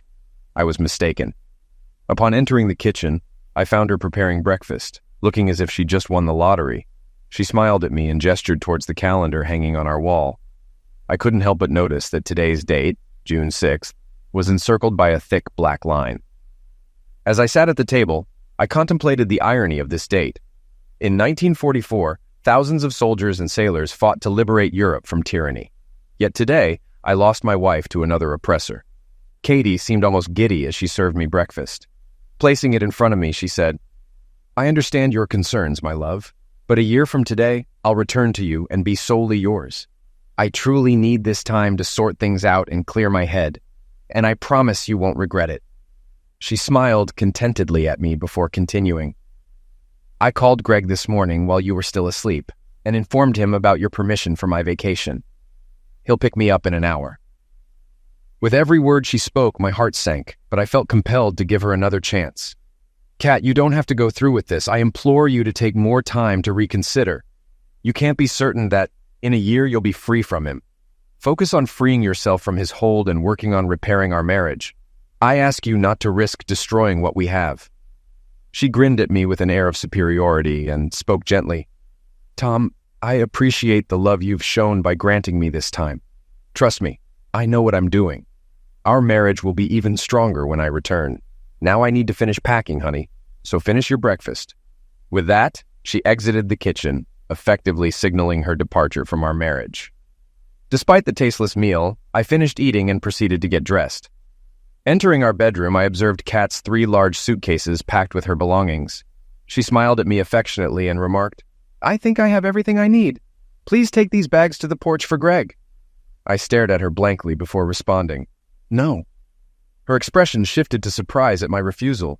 Continuing with my negative response, I added, "Listen, if you're determined to destroy 30 years of marriage, you and that idiot can carry your bags together. I won't assist you in this foolish endeavor. Is that clear?" Kat appeared on the verge of tears before retorting irritably, "He's not an idiot. Greg is a wonderful man and a hero who served our country. He's done more than you ever have." I turned away, muttering, "Yes, he's received medals while I've spent 5 days a week working to provide for you and our daughter. You may be right." But it was meaningless. Katie hauled all her luggage downstairs to the driveway, shooting me disdainful looks with each bag she took. Shortly after, a car arrived at our house, and a man whom I presumed was Greg began loading her belongings from our porch. Katie shouted to him that she would be right there before returning to bid me farewell. We stood awkwardly facing each other, and I broke the silence first. "If you're truly going through with this foolish plan, remember the terms. I don't want any contact for the entire year." I could see it was starting to sink in for her, as she meekly replied, "I understand, Tom, but everything will work out. You'll see. Remember that you agreed to give me this year." She waited for my response, but I remained silent. Finally, with a more perplexed expression, she said quietly, "I really love you." She leaned in for a kiss, but I turned away at the last moment, so she settled for touching my cheek. Hastily, I stated, "I can't kiss you knowing you're going to him." Tears streaming down her face, she dashed out of the house and into his arms. Standing at the front door, I watched her embrace him passionately, feeling rage surge within me. 2 minutes later, my driveway stood empty, mirroring the emptiness in my heart, as I truly realized my wife was now another man's partner. I called in sick to work that morning and promptly went to the hardware store to purchase new locks. Spending the entire morning, I replaced the locks on the house and updated the security codes on the alarm system. Fortunately, it kept me busy and diverted my thoughts from Katie. However, once I finished, the sadness returned, crashing over me like a wave on the shore. Then I resorted to what many would do in such a situation. I turned off our home phone and began heavily drinking.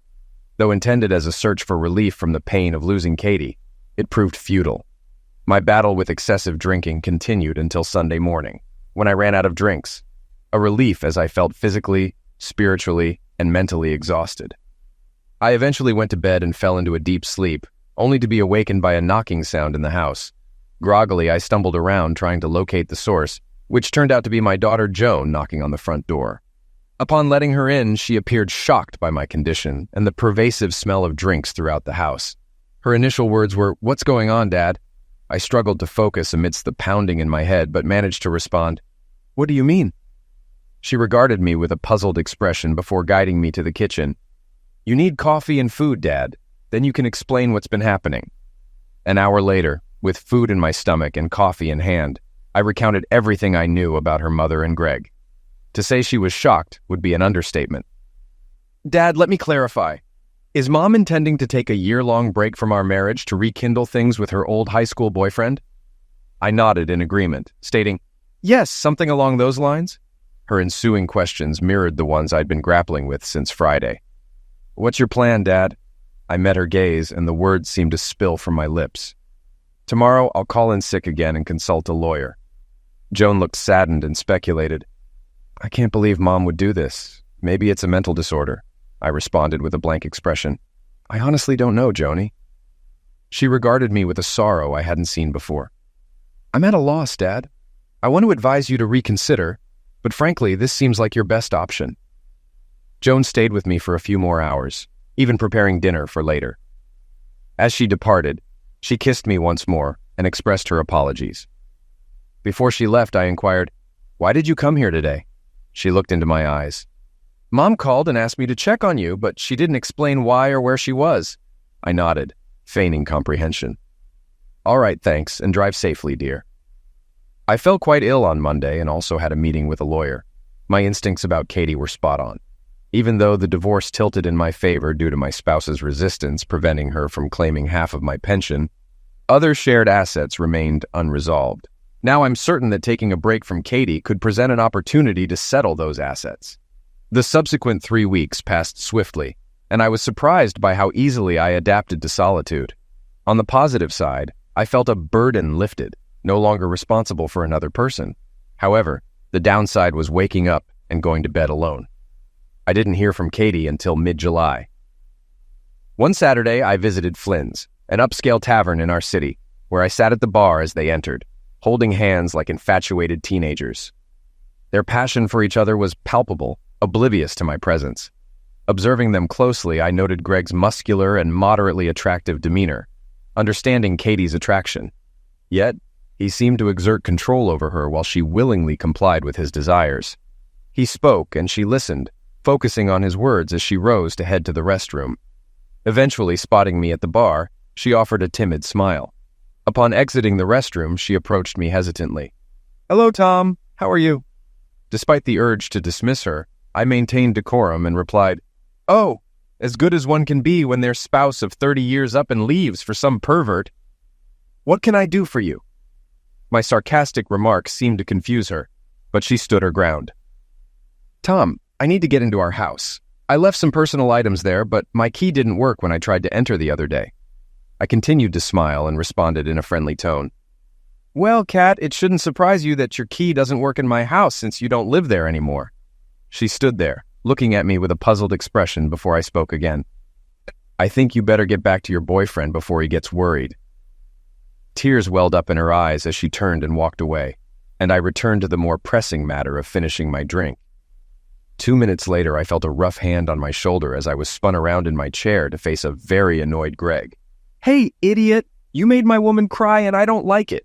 I felt like he was gearing up to slap me, and my heart raced as I realized he could overpower me before help arrived. Summoning more conviction than I felt, I went on the offensive. You're talking about my wife, not your woman, and since you stole her, you have no say in our affairs. Smack me if you want, but consider the consequences with the cops. I could see the wheels turning in his head, knowing Greg wasn't the sharpest tool in the shed, but it spurred me to continue my verbal assault. Now you've got 2 options. 1, smack me and spend time in prison. Or 2, get out of my sight and sit your foolish self down. My heart pounded wildly, and some part of my brain screamed, why resist? But I maintained a facade of bravery as Greg pondered his choices. Fortunately, at that moment, the manager intervened, asking about the commotion. Greg glared at him before grumbling, no problem, and retreating slowly toward Katie. 5 minutes later, they settled the bill and left. Driving home that evening, I pondered what personal items Katie wanted from the house and resolved to find out. I spent about 3 hours fruitlessly searching until I uncovered boxes beneath her bureau. Underneath them lay letters from Greg addressed to Katie. As I read them, it became clear to me that this affair with Greg had been in the works for years. One letter, dated 5 years earlier, read, It's comforting to know you still miss me. When I return, we'll be together. You'll have to find a way to rid yourself of your weak husband. Reading through them all felt akin to flipping through a cheap novel. Many detailed his plans concerning Kat, or reminisced about their high school days. By the time I finished, life sans Kat had become noticeably simpler. I didn't hear from Kat until September 1st, my birthday. Upon returning home from work that day, I found a covered dish and a birthday card on the porch. Bringing them inside, I discovered she had prepared my favorite stew. The card wished me a happy birthday, with a note inside reading, "Tom, I know we're not supposed to communicate, but I couldn't ignore your birthday. I dream about us every night, and I know that by the end of this year, I will be yours, and he will be gone. Please never stop loving me or abandon us." Kat, my daughter Joan, had been keeping a close eye on me since Kat's departure and called me on my birthday. After some small talk, she finally revealed the real reason for the call. "Dad, you know my due date is in 3 weeks, right? How could I forget the birth of my first grandson? Yes, I know, honey. You and Frank must be worried." A brief pause alerted me to a potential problem when she continued. "Dad, Frank and I had dinner with Mom and Greg. Mom wants to be there when my baby is born, and she wants Greg to be with her. I know you and Mom agreed not to communicate for a year, but could you make an exception for me just this once, please?" Learning that Joan and her husband had dined with them surprised me, but I wouldn't spoil the birth of her first child. "All right, Joan, she can come, and she can bring him if necessary," Joan promptly corrected me. "Dad, stop with the name-calling. He's not such a bad guy, and he makes Mom happy. I haven't seen her this joyful in years." I was stunned. Then anger surged through me as I retorted, "Your grandmother called him names years ago. Nothing has changed. First, you're all dining together, now you're defending him. I don't know what he's up to, but he's slowly tearing my family away from me. Just out of curiosity, when are you going to start calling him Dad?" She spoke quickly, regret evident in her voice. "Dad, I'm so sorry. I didn't mean it like that. I can imagine how you feel, and I'm truly sorry." I interrupted her apology and said coldly, "It's okay. Forget about it. Listen, I have something in the oven I need to attend to. Behave." She said she loved me and hung up. It was probably then that I realized my life would never be the same, and it was time to resist. Firstly, I began liquidating my assets to reduce my net worth. Secondly, I shed my fear and re-entered the world. The next days were stressful. First, I received legal advice on asset management from my lawyer. Then, I obtained self-defense insurance in the form of a stun weapon, prepared for any altercation with Greg. Thirdly, I booked a trip to Vegas in October. And fourthly, I sought companionship online, hoping to find a woman my age seeking a stable, long-term relationship. Regarding my possessions, I have the option to utilize them or bestow them to others. Since my spouse doesn't reside with me, it appears to be my responsibility to decide how to divide our belongings. What intrigued me about this situation is the significant flexibility it granted me in shaping my future plans. During Joan's childbirth, I was at my workplace, and my secretary answered the phone. It was her husband, Frank, bursting with joy to inform me that I had become a grandfather. I extended my congratulations and promptly made my way to the hospital. Upon arrival, I located Joan's room and headed straight there. Approaching the door, I overheard her conversation with Katie. "Mom, what you and Dad are doing seems utterly pointless. Do you truly want to lose him to Greg?" Katie's voice was reassuring. "Don't fret, Joan, I won't lose your father. His love for me is too strong for him to ever leave. Besides, what I share with Greg now is incredible. It's difficult to articulate, but every day feels like high school, only better now that we can be together physically. He treats me like I'm his princess, and he sweeps me off my feet every night. I've never experienced such incredible closeness in my life. I'll genuinely miss this when I go back to your father." Joan's voice dripped with disdain. "Mom, I don't want to hear about your bed life with Greg. I acknowledge he's an exceptional man, and you two seem perfectly matched. But I want my child to have grandparents who are together, not separated or arguing. Please, Mom, you need to return to Dad, and you'd better do it before it's too late. He might be dull and predictable, and definitely not in the same league as Greg, but Dad will always be there for you. Greg is undoubtedly a catch, but all ships sail eventually. On the contrary, Dad is a steady presence. He won't abandon you if you do everything right. If necessary, beg him on your knees, but convince him to take you back." There was a brief silence before Joan fervently pleaded, "Mom, don't wait too long, or you might lose him." Kat's voice betrayed her misguidedness once again. "You don't need to worry about your father and me. When I'm done with Greg, he'll welcome me back with open arms." Joan's voice held a heavy dose of skepticism. "I understand you think you know Dad, but I've seen and spoken to him, and he's changing, and not for the better, it seems. He appears bitter and more distant since you left. Are you really willing to risk our good 30-year marriage for your high school sweetheart?" Having heard enough, I seized the opportunity to enter the room and exclaimed with a forced smile, "Hey, Mom, congratulations on your new son. You two must be thrilled." I went over and embraced Joan, pointedly ignoring Katie. It was immature of me, but it seemed easier at that moment. Katie shot me a dirty look, but Joan beamed as she asked, "Have you seen him yet, Dad?" I shook my head. "No, sweetie. I just came to check on you." Eventually, tired of the insults, Katie intervened in a less-than-friendly tone. "Hello, Tom. How are you?" I glanced at her for a moment, then redirected my focus to Joan, inquiring about the birth and the baby's name. At the mention of the name, Joan's face lit up, and she exclaimed happily, "Frank and I both agree we want to name our baby Thomas after you, Dad." At this, Katie solemnly excused herself, stating she was going to see the baby. Once she left, I took Joan's hands and spoke in a serious tone. "Joan, you know your mom and I probably won't reconcile." I could see my words hit her hard. "No, Dad, I don't believe that. She'll come to her senses soon and come back home." My eyes welled up as I continued. "Baby, I now realize I was never enough for your mother. Something will happen soon." Shock and disbelief crossed her face. "What?" I smiled sadly. "In the near future, I'll begin divorce proceedings, after I sort a few things out." Tears filled her eyes as she spoke. "Oh, Dad, I told Mom she should plead for you to return, but it's too late now, isn't it?" I nodded in agreement. "Yes, I won't be able to reconcile with her. The memories of her betrayal would be too much for me. But please, don't say anything to her yet, all right?" She nodded and drew me in for a kiss. We chatted for a few more minutes about various topics, purposefully avoiding any mention of my wife or her lover. Finally, I promised to return the next day and left her to admire the baby. Navigating to the children's ward, I found my grandson among numerous other babies. I was struck by how small and precious he was, realizing the beauty in the moment. Frank approached me, standing between Katie, Greg, and myself with a smile. He handed me a cigar. "Here, Dad, smoke to celebrate." I tucked the cigar into my pocket and gave Frank a pat on the back. "I'll save this for later, son. Thank you." Watching my wife and her lover holding hands like teenagers made me feel nauseous. "Listen, Frank, I'll come back tomorrow when it's less crowded and the air is fresher, if you catch my drift." Frank smiled knowingly. "I completely understand, Dad, and I don't blame you one bit." As I prepared to leave, Kat timidly called out to me. "Gosh, Tom, it feels like just yesterday we were bringing our baby home, and now it's surreal that our baby has one of his own. Time flies, but it flies too fast." I glanced at her, still hand in hand with Greg, and left the room without a word. She looked puzzled as I left them standing there. October arrived, turning out to be my best month since Katie's departure. I ventured to Vegas with the intention of hitting the tables and losing as an excuse to diminish our shared assets. However, what made the trip truly enjoyable was the woman I encountered there.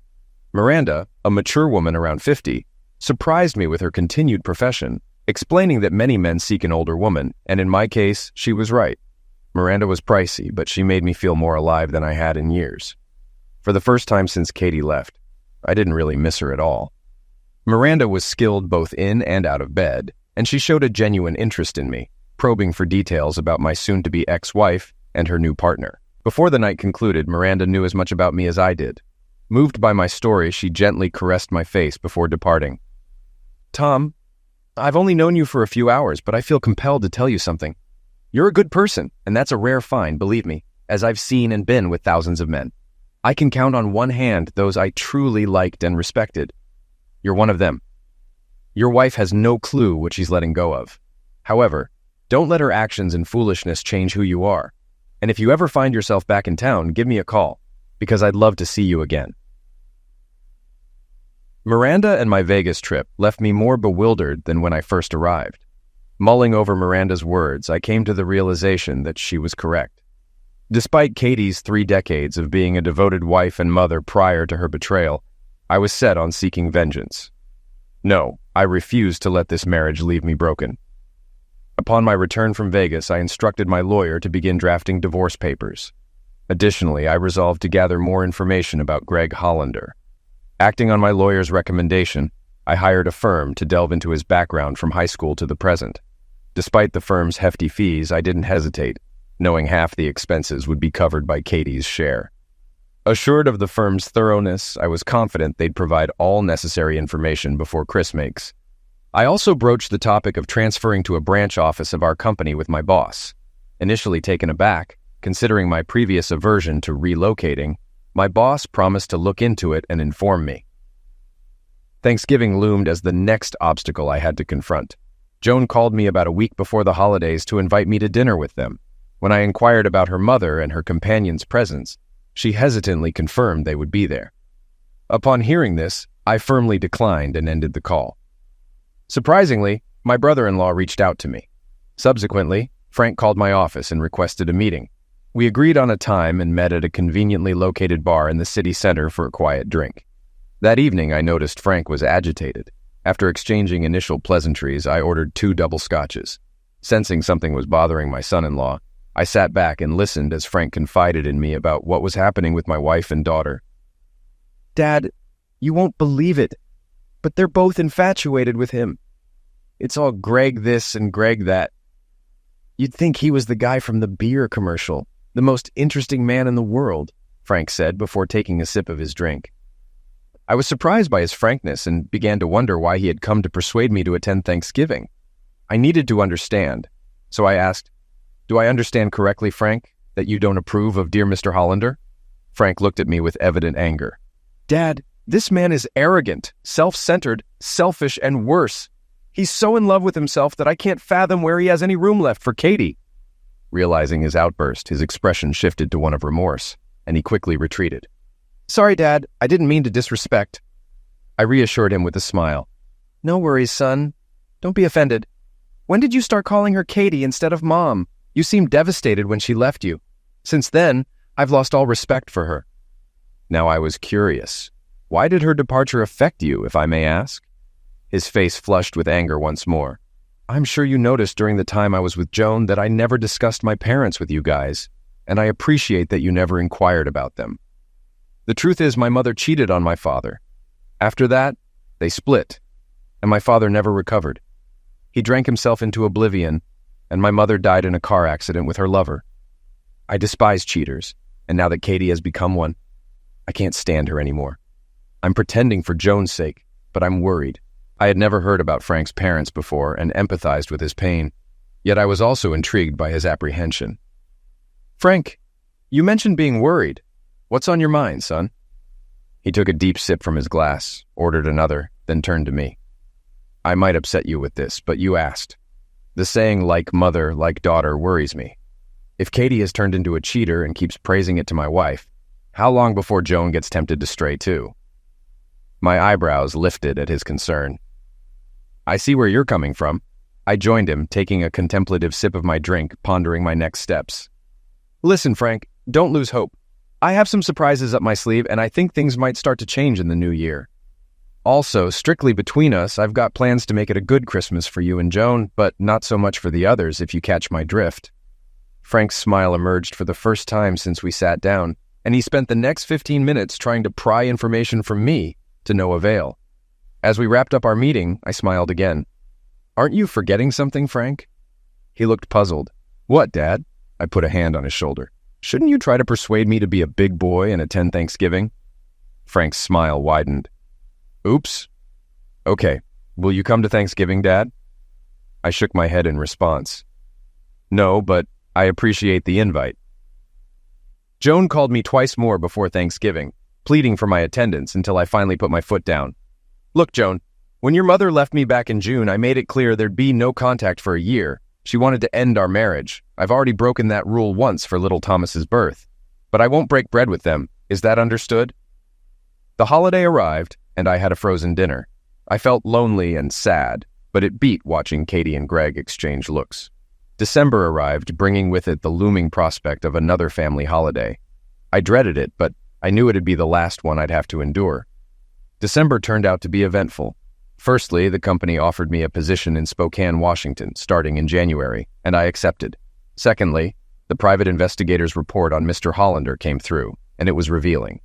Apparently, old Greg had a history of infidelity, with 3 ex-wives divorcing him for infidelity. He also had children from women other than his wives, for whom he paid child support.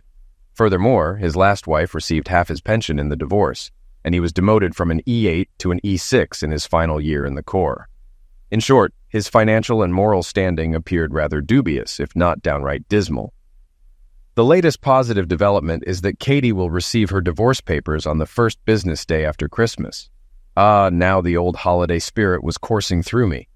I phoned Joan to discuss Christmas plans, and once again she pleaded for a true family gathering.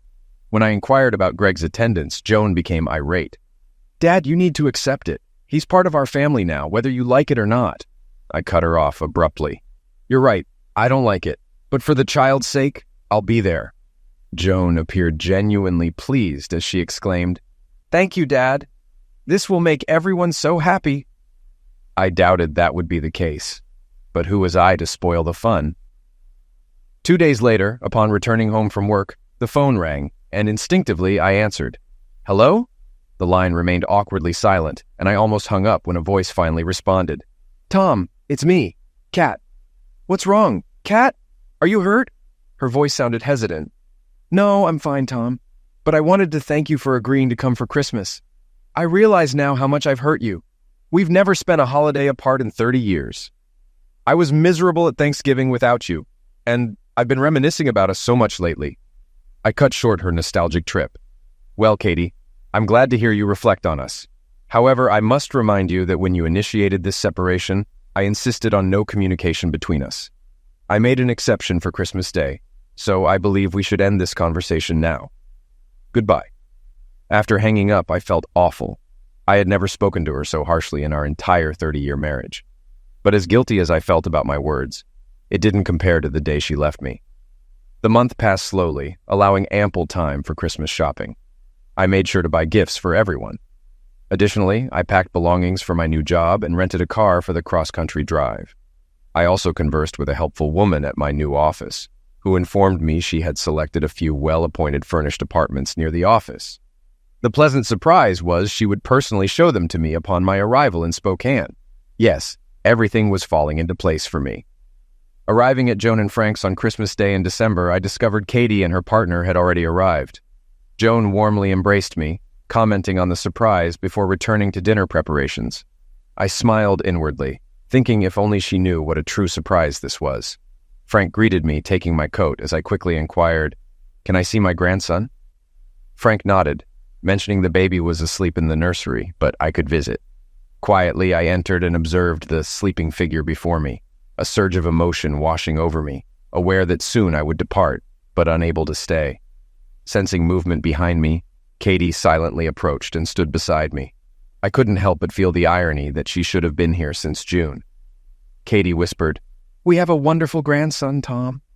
Filled with sadness, I replied, "Yes, Katie, but who will he call Grandpa? Me or the fool? Or both?" Katie seemed taken aback. "Why would you say that? You're the only grandfather this child will ever have." "Tom," I murmured quietly. "Let's hope you're right, Katie." And then I left the room. The following hours were filled with conversation between Frank and me, while Joan, Kathy, and Greg appeared lost in their own world. I was disappointed at how quickly my daughter fell for Greg's charms. Frank seemed equally unhappy, but I reassured him, promising changes that night. His eyes gleamed as he whispered, "I hope so, Dad. I can't stand that fool around her anymore. At this rate, he'll soon be cozying up to Joan." Dinner was served, and although the food was delicious, the company was lacking. Once again, I felt no desire to converse with my wife or her partner, and Frank seemed hesitant to speak up as well. The only one who spoke was Greg, regaling the women with tales of his bravery. Watching Greg with his small fan club made me feel sick. After dinner, Joan brought the baby into the living room, and we all gathered together. Observing my family, I realized this might be the last time we shared such a moment. Joan seemed happy as she eagerly instructed Frank to distribute gifts. When he did, Joan gave her mom, Greg, and me presents. Katie received a sweater, Greg a gift card, and I received a tie. Practical yet uninspired gifts, much like how my wife and daughter perceived me. When Frank, Jane, and the baby unwrapped their presents from Kathy and Greg, Joan smiled and laughed, while Frank remained polite but distant. Once everyone finished opening their gifts, the room fell a bit silent, all eyes turning to me and my bag of presents. Breaking the silence, I declared, "To conclude this wonderful weekend, I want to give you all the gifts you deserve for this holiday."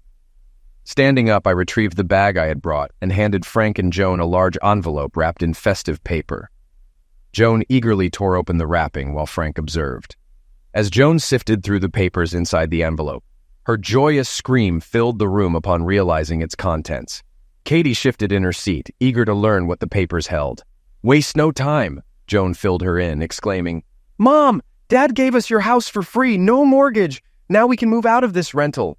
Isn't that amazing?" Katie's expression faltered as she looked to me with concern. "Why did you do this, Tom? Where will we live?" I shot her a piercing look, hoping to convey my feelings. "Don't fret, Katie. I've thought of everything. Here, this is for you." Handing her a card in a wrapped box, I watched as she tore open the paper, revealing a bracelet inside. Surprise painted her face as she pulled it out, prompting me to say, "Take a look at the inscription." I wrote it. Observing Greg's displeasure at her gift, Katie turned the bracelet over, revealing the words, "Thank you for the best 30 years of my life, Tom." I glanced at Greg, noting his frown, while Katie appeared puzzled. "Tom, thank you, dear. This is lovely. But you forgot to write with love," I offered a smile. "I didn't forget, Katie. I simply chose not to lie. My love for you has been fading steadily in recent months. This bracelet is my farewell and a reminder of what you sacrificed for your partner. Also, you'll receive divorce papers on Monday." I heard Joan inhale sharply, while Katie's face twisted with disbelief and despair. Nodding towards the postcard in the card, I continued, "I attempted to express gratitude for the wonderful years and our daughter.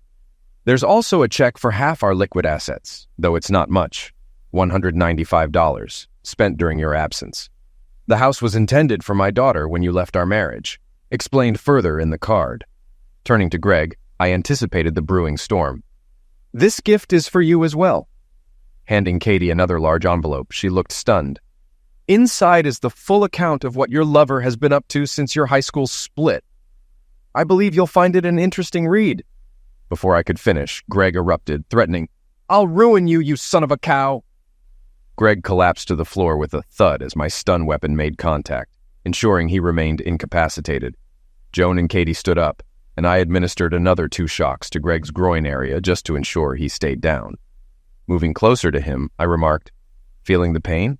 Well, let me tell you, your agony is nothing compared to losing the woman I cherished for 30 years to scum like you." Katie sobbed as if the world was ending when I turned to her. "I know I'm not as exciting as your sergeant, but I won't forget what you did," I said, administering another shock for good measure, relishing in his convulsions. "This never gets old." I glanced back at Katie, summoning more bravado than my shattered heart allowed. "Anyway, since you seem to enjoy this affair, I'm giving you the ultimate gift, Katie. Freedom. Now you can live your life being pampered by day and entertained by night. Perfect for a traitor like you, isn't it?" Katie struggled to speak, choking out, "No, it wasn't supposed to happen like this. I was going to come back to you in June, Tom. I love you." She trembled like a leaf in a storm as Joan rushed to console her, and I zapped Greg once more before Frank intervened nervously. "You shouldn't do that again, Dad. You might run him." Standing over my convulsing nemesis, I looked at the 2 women I loved more than anything. "I'll leave now. Thanks for the lovely day and the wonderful life, as I likely won't see you again, possibly ever." Both women were speechless, staring at me as if I were a stranger. Frank handed me my coat with a satisfied grin. Before leaving, I addressed my daughter, who looked at me with fear for the first time. "Joan, take this as a lesson. If you follow your mother's path, you'll suffer just like she did. You'll lose everything: your husband, your home, your possessions, and the love of your life." Approaching little Tom's crib, I touched his cheek and whispered, "Goodbye, baby. Maybe we'll meet again someday, but I doubt it." Still smiling, I left for the door, bidding the silent room, "Happy New Year, everyone." By the time I reached my car, the shock had likely worn off for the women, or maybe Greg had recovered, but I distinctly heard one desperate voice cry out, "No, this can't be happening to me." Starting the engine, I thought about Vegas on my way to Spokane, where seeing Miranda again wouldn't be unwelcome. As I backed out, Frank emerged from the house, smiling and waving, and I returned the gesture before driving off into a new life out west. Story 4. Aaron Carter's fingers flew across the keyboard, his eyes darting between multiple monitors as he put the finishing touches on his latest project proposal. The office around him hummed with activity, but he remained laser-focused on his work. As project manager, he took pride in his meticulous attention to detail and ability to juggle complex tasks. Glancing at his watch, Aaron realized it was past 7 p.m. He'd lost track of time again. With a sigh, he saved his work and began shutting down his computer.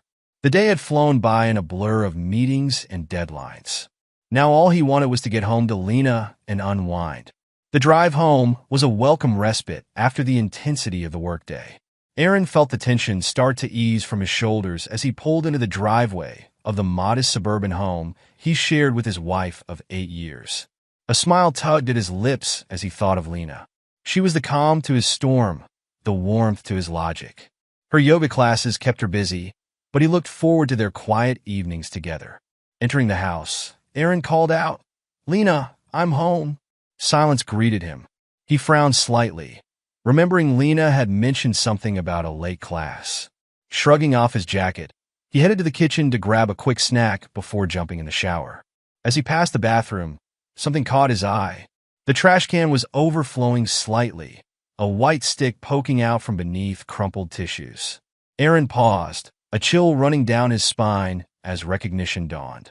With trembling fingers, he reached down and pulled out the object. A pregnancy test. Positive. Aaron's mind reeled as he stared at the 2 pink lines. It wasn't possible. It couldn't be. Just 3 months ago, he'd undergone a vasectomy. He hadn't told Lena, believing they were on the same page about remaining childless. Now, holding irrefutable evidence to the contrary, his world began to tilt on its axis. He sank to the floor, back pressed against the cool tile as his thoughts raced. There had to be an explanation. Maybe the test was faulty. Or perhaps, no. He pushed the thought away, unwilling to consider the alternative. Lena wouldn't betray him like that. She couldn't. But as Aaron sat there, pieces began falling into place. The late-night yoga workshops that seemed to run longer and longer. The way Lena's phone was always face down these days. Her growing emotional distance. "No," he whispered, the words sounding hollow in the empty bathroom. Rising on shaky legs, Aaron moved to the bedroom. He needed to think, to process. But everywhere he looked, he saw signs of the life he and Lena had built together. Photos from their honeymoon. The dresser they'd refinished as a couple's project. Her pillow still holding the indent of her head. Suddenly, the house felt suffocating. Aaron grabbed his keys and headed out, driving aimlessly as night fell. His mind churned with possibilities, each more painful than the last. By the time he returned home hours later, a cold resolve had settled in his chest. He wouldn't confront Lena. Not yet. First, he needed proof.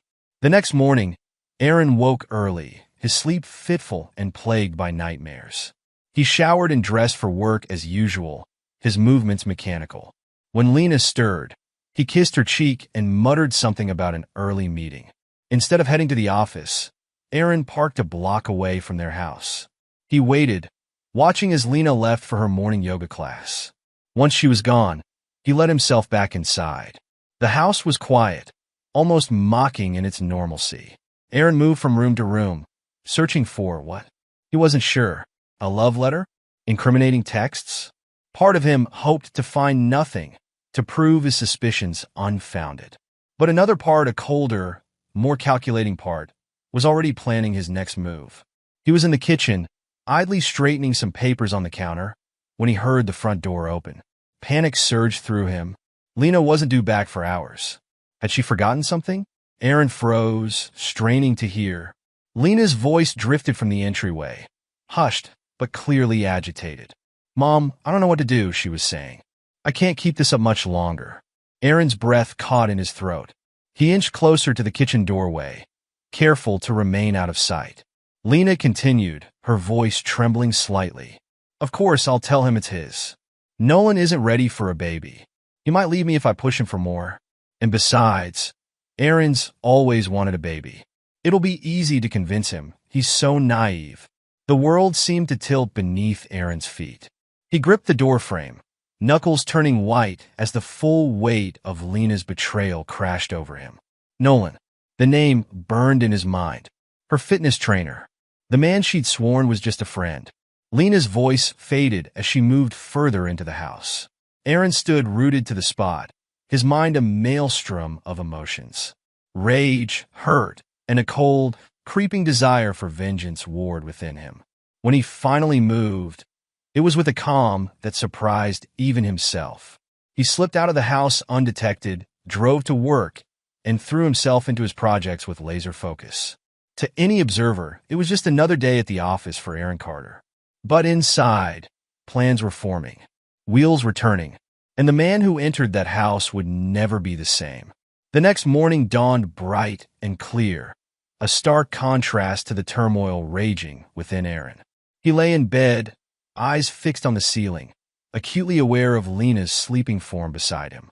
Her gentle breathing, once a comfort, now filled him with a mixture of revulsion and pain. He waited until she left for her morning class before rising. Then, with methodical precision, he began to pack. Suitcases emerged from the closet, filling quickly with clothes and personal items. Aaron moved through the house like a ghost, gathering the pieces of his life. Family photos were left behind, too painful to contemplate. But his laptop, important documents, and a few cherished mementos made their way into the bags. In the kitchen, he paused. The pregnancy test still sat in the bathroom trash, a silent accusation. With a grimace, Aaron retrieved it, sealing it in a small evidence bag he'd procured for just this purpose. It might prove useful later. Next came the financial coup de grace. Aaron logged into their joint accounts, transferring every cent to a private account he'd set up years ago for emergencies.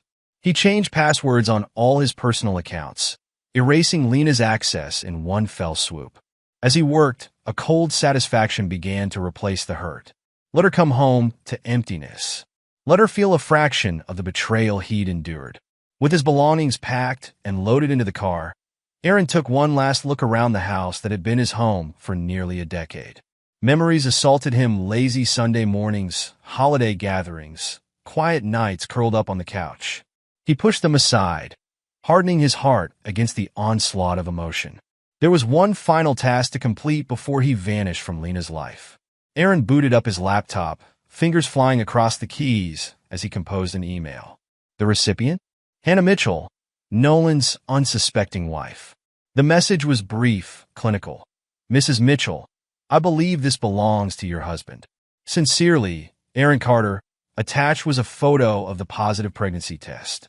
Aaron hit send without hesitation. Let the dominoes fall where they may. With a final sweep of the house to ensure he'd left no trace, Aaron locked the front door and walked away. He didn't look back as he climbed into his car and drove off, leaving behind the shattered remains of his marriage.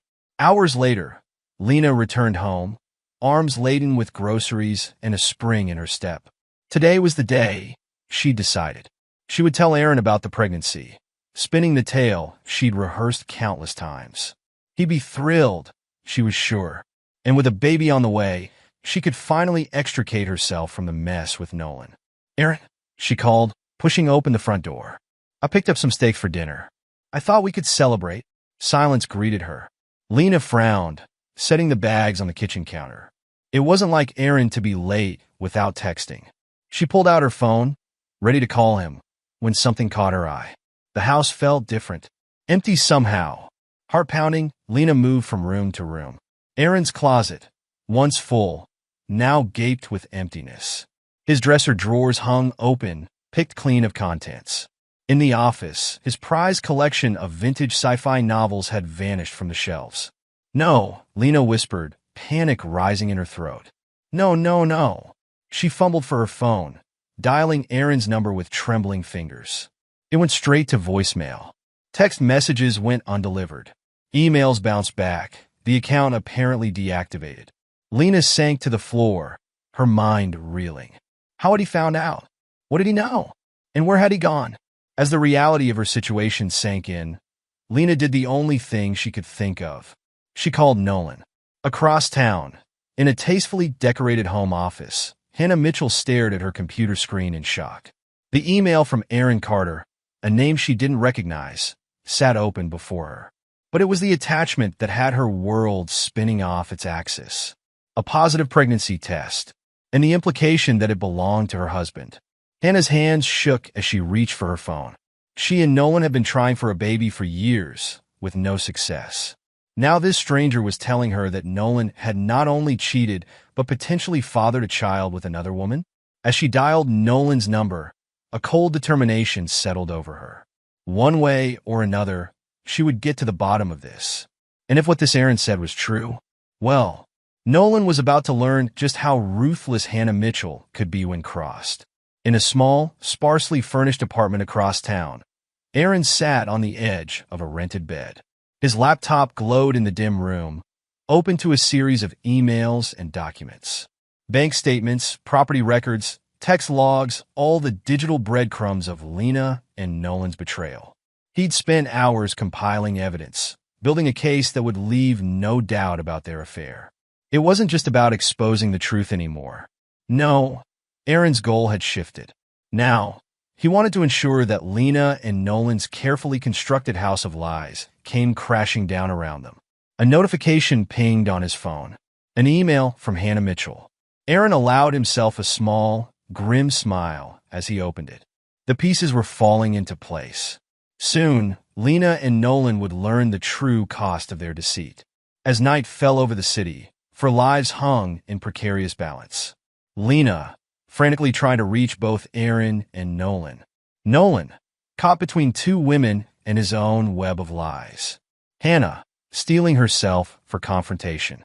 And Aaron, orchestrating it all from the shadows. The storm was gathering, and when it broke, no one would emerge unscathed.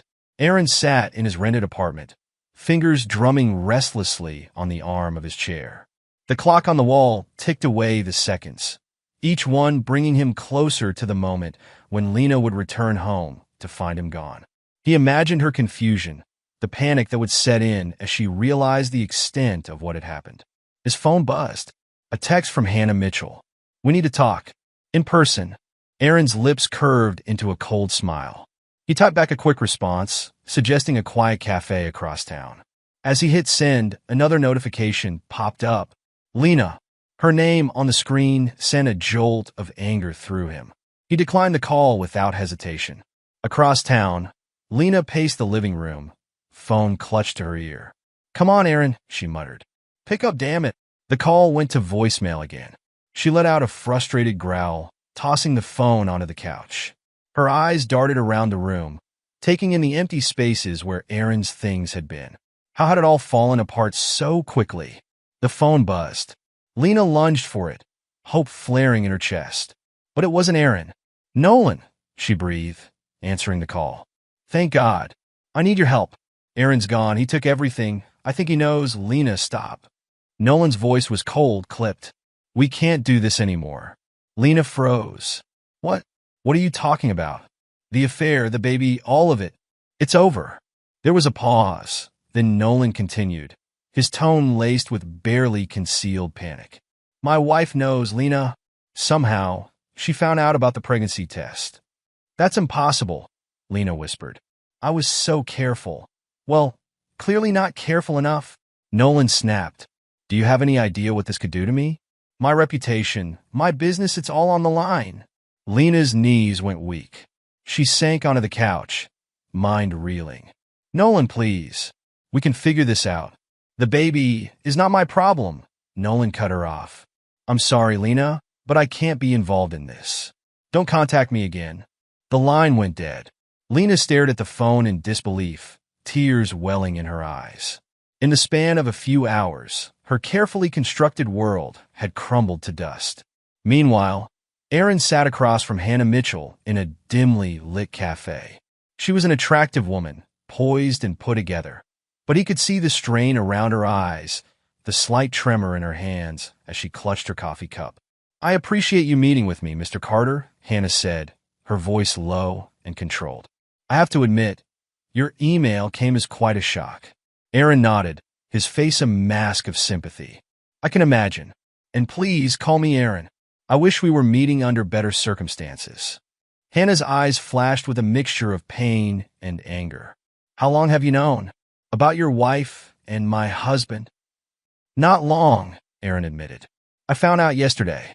The pregnancy test, it was like a punch to the gut." Hannah's knuckles whitened around her cup. "Nolan and I, we've been trying for a baby for years. I thought she broke off, composing herself. Well, it doesn't matter what I thought. What matters now is what we're going to do about it. Aaron leaned forward, his voice dropping to a conspiratorial whisper. What do you have in mind? A cold smile played at the corners of Hannah's lips. I've been collecting evidence of Nolan's indiscretions for a while now. Financial records, suspicious transactions. I always hoped I'd never have to use them, but now you have no choice, Aaron finished for her. Hannah nodded. Exactly. And from what you've told me about your wife, it seems we both have a score to settle. As they bent their heads together, plotting their revenge, Aaron felt a surge of vindication. Lena and Nolan had no idea what was coming for them. Back at the house, Lena sat surrounded by scattered papers and open laptops. She'd been trying for hours to access their joint accounts, only to find them drained. Passwords changed, credit cards canceled. It was as if Aaron had erased her from his life with surgical precision. The doorbell rang, startling her. For a moment, hope flared in her chest.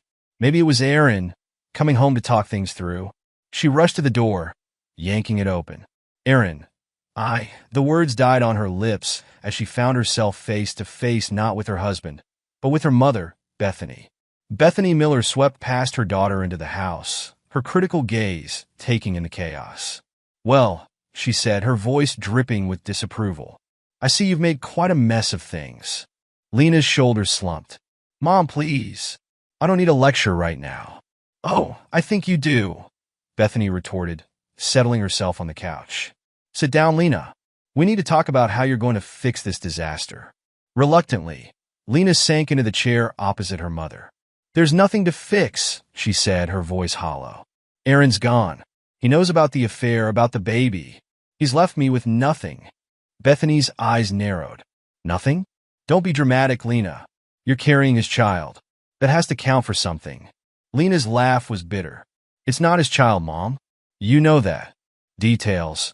Bethany waved her hand dismissively. What matters is what you can prove. And right now, you're a pregnant woman whose husband has abandoned her. Use that. Lena stared at her mother in disbelief. You want me to lie? To trap Aaron with a baby that isn't his? I want you to be practical, Bethany snapped. You've made your bed, Lena. Now it's time to figure out how to lie in it comfortably. She leaned forward, her voice softening slightly. Think about it. Aaron has a good job, a stable income. He'd make a much better father than that Jim rat you've been fooling around with. Lena felt a wave of nausea that had nothing to do with her pregnancy. I can't believe you're suggesting this. Oh, grow up, Bethany rolled her eyes. This is the real world, Lena. You need to start thinking about your future and the future of that baby. Aaron may be angry now, but men come around, especially when there's a child involved. As her mother continued to outline her plan, Lena felt a growing sense of desperation. Was this really what her life had come to? Lying, manipulating, using an innocent child as a pawn? But as the reality of her situation sank in no money, no job, a baby on the way, Lena found herself nodding along. What choice did she have? Across town, Aaron was putting the finishing touches on his own plan. He'd spent the afternoon with Hannah, comparing notes and strategizing. Now, back in his temporary apartment, he opened his laptop and began to type. First, an email to his company's HR department, explaining that he and Lena were separating due to her infidelity.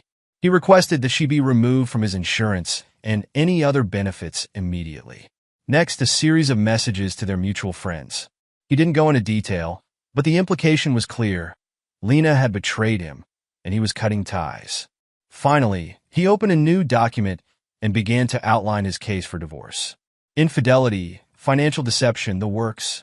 By the time he was finished, Aaron felt a grim sense of satisfaction. The net was closing in. His phone buzzed again. Another missed call from Lena. Aaron's finger hovered over the block button for a moment before he set the phone aside. Let her stew for a while longer. He'd face her soon enough. The next morning dawned bright and clear, a mockery of the storm brewing in the lives of those caught in Aaron's web of revenge. He dressed carefully, choosing a crisp suit that radiated confidence and control. Today was the day he'd start to dismantle Lena's world piece by piece. His first stop was the law office of Patricia Hendricks, a shark of a divorce attorney recommended by Hannah. As he laid out his case, Patricia's eyebrows rose higher and higher. "Well, Mr. Carter," she said when he'd finished, "I have to say, you've certainly done your homework. With the evidence you've gathered, we should be able to push for a swift and decisive divorce in your favor." Aaron nodded, a cold smile playing at his lips. "That's exactly what I want to hear. How soon can we file?" Patricia's answering grin was predatory. "I can have the papers drawn up by this afternoon. Shall we say 3 p.m.? Perfect." As Aaron left the office, his phone buzzed. A text from Hannah. "It's done. I filed for divorce and alerted the authorities about Nolan's financial irregularities. The storm is about to break." Aaron allowed himself a moment of pure, vindictive pleasure. Everything was falling into place. Meanwhile, Lena's world was crumbling around her. She'd woken to a flurry of messages from friends, all expressing shock and disappointment. It seemed Aaron had been busy. Her phone rang. The gym where she taught yoga classes. With a sinking feeling, Lena answered. "Lena, it's Mark." Her boss's voice was strained. "We need to talk about your position here." Lena's heart sank. "Mark, whatever you've heard, I'm sorry, Lena, but we can't have this kind of drama associated with our studio. We're going to have to let you go." The call ended, leaving Lena staring at her phone in disbelief. In the span of 24 hours, she'd lost her husband, her lover, and now her job. What else could possibly go wrong? A knock at the door answered her question. Lena opened it to find a courier holding out a thick envelope. "Lena Carter?" At her nod, he handed her the package. "You've been served." With trembling hands, Lena opened the envelope. Divorce papers. Aaron was suing her for divorce on grounds of infidelity and financial deception. And he had evidence. Lots of it. As she sank to the floor, papers scattered around her, Lena finally allowed herself to break down. Sobs racked her body as the full weight of her choices came crashing down. Across town, Aaron sat in his temporary office, methodically working through his projects. To his colleagues, he appeared focused, professional. No one would guess at the turmoil roiling beneath the surface. His phone buzzed. A message from Lena. "Aaron, please. We need to talk. I know I've made terrible mistakes, but please don't do this. I'm pregnant. We can work this out." Aaron's jaw clenched. He typed back a single line. "The child isn't mine. We both know that." He hit send, then immediately blocked her number. Enough was enough. As the day wore on, reports started trickling in. Nolan Mitchell had been arrested on suspicion of financial fraud. His gym was being investigated. Clients were canceling memberships left and right. Hannah had moved swiftly and decisively, using her connections in the real estate world to spread the word about Nolan's indiscretions. By nightfall, his reputation would be in tatters. Aaron leaned back in his chair, a sense of grim satisfaction settling over him. Phase 1 of his plan was complete. Lena and Nolan's carefully constructed lives were falling apart, piece by piece. But he wasn't done yet. Not by a long shot. As night fell, Aaron drove back to the house he'd shared with Lena. It was time for a confrontation. Time to look her in the eye and see the realization of what she'd lost. He pulled into the driveway, steeling himself for what was to come. The lights were on inside, a warm glow that once meant home and comfort. Now, it just filled him with cold determination. Aaron stepped out of the car and walked to the front door. He still had his key, but he rang the doorbell instead. Let Lena come to him. After a moment, the door opened. Lena stood there, her eyes red-rimmed and puffy, hair disheveled. She looked like she'd aged years in a day. "Aaron," she breathed, relief and fear warring in her voice. "You came back." "Not for long," he replied, his tone icy. "We need to talk." Aaron stepped into the house, his eyes sweeping over the familiar surroundings. Everything looked the same, yet felt entirely different. Lena stood before him, a mixture of hope and fear etched on her face. "Aaron," she began, but he cut her off with a raised hand. "Save it, Lena. I'm not here for apologies or explanations." His voice was cold, devoid of the warmth it once held for her. "I'm here to make things clear." Lena's shoulders slumped. She gestured towards the living room. "Can we at least sit down?" Aaron nodded curtly, following her into the room. He chose to stand, unwilling to settle into the comfort of their shared space. Lena perched on the edge of the sofa, her hands twisting nervously in her lap. "I got the divorce papers," she said softly. "Good," Aaron replied. "Then you know where we stand." Lena's eyes filled with tears. "Aaron, please. We can work this out." "The baby is not mine," he finished for her, his tone sharp. "Don't insult me by pretending otherwise." "But we could raise it together," Lena pleaded. "You've always wanted children. We could be a family." Aaron let out a harsh laugh. "A family built on lies? No thanks." He paced the room, anger radiating from every movement. "Did you think I wouldn't find out? That you could just pass off another man's child as mine, and I'd be none the wiser?" Lena flinched at his words. "I made a mistake, Aaron. A terrible mistake. But I love you. We can get past this." "Love?" Aaron spat the word like a curse. "If you loved me, you wouldn't have spread your legs for your fitness trainer." Lena gasped, the crudeness of his words a slap in the face. "That's not fair. Nolan and it just happened." "Things like that don't just happen, Lena. You made a choice, and now you're facing the consequences." He turned to face her fully, his eyes hard. "Here's how this is going to go. You're going to sign the divorce papers.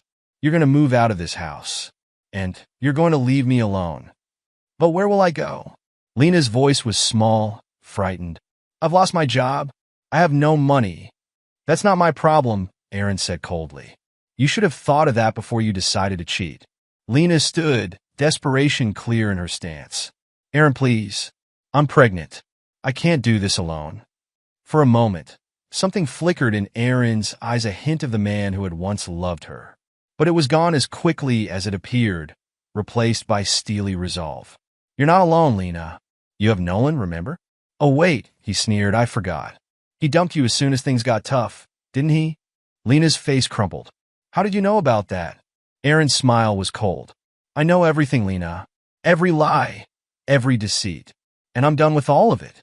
He moved towards the door, pausing with his hand on the knob. "You have 1 week to move out. After that, I'm changing the locks." As he stepped outside, Lena's broken sobs followed him. Aaron didn't look back. The next few weeks passed in a blur of legal meetings and strategic moves. Aaron threw himself into his work, channeling his pain and anger into productivity. His colleagues marveled at his focus, unaware of the turmoil beneath the surface.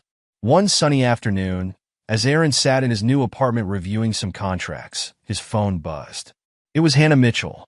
"Aaron, are you free to talk?" He set aside his work. "Of course, Hannah. What's up?" Her voice was tight with suppressed excitement. "It's done. The divorce is final.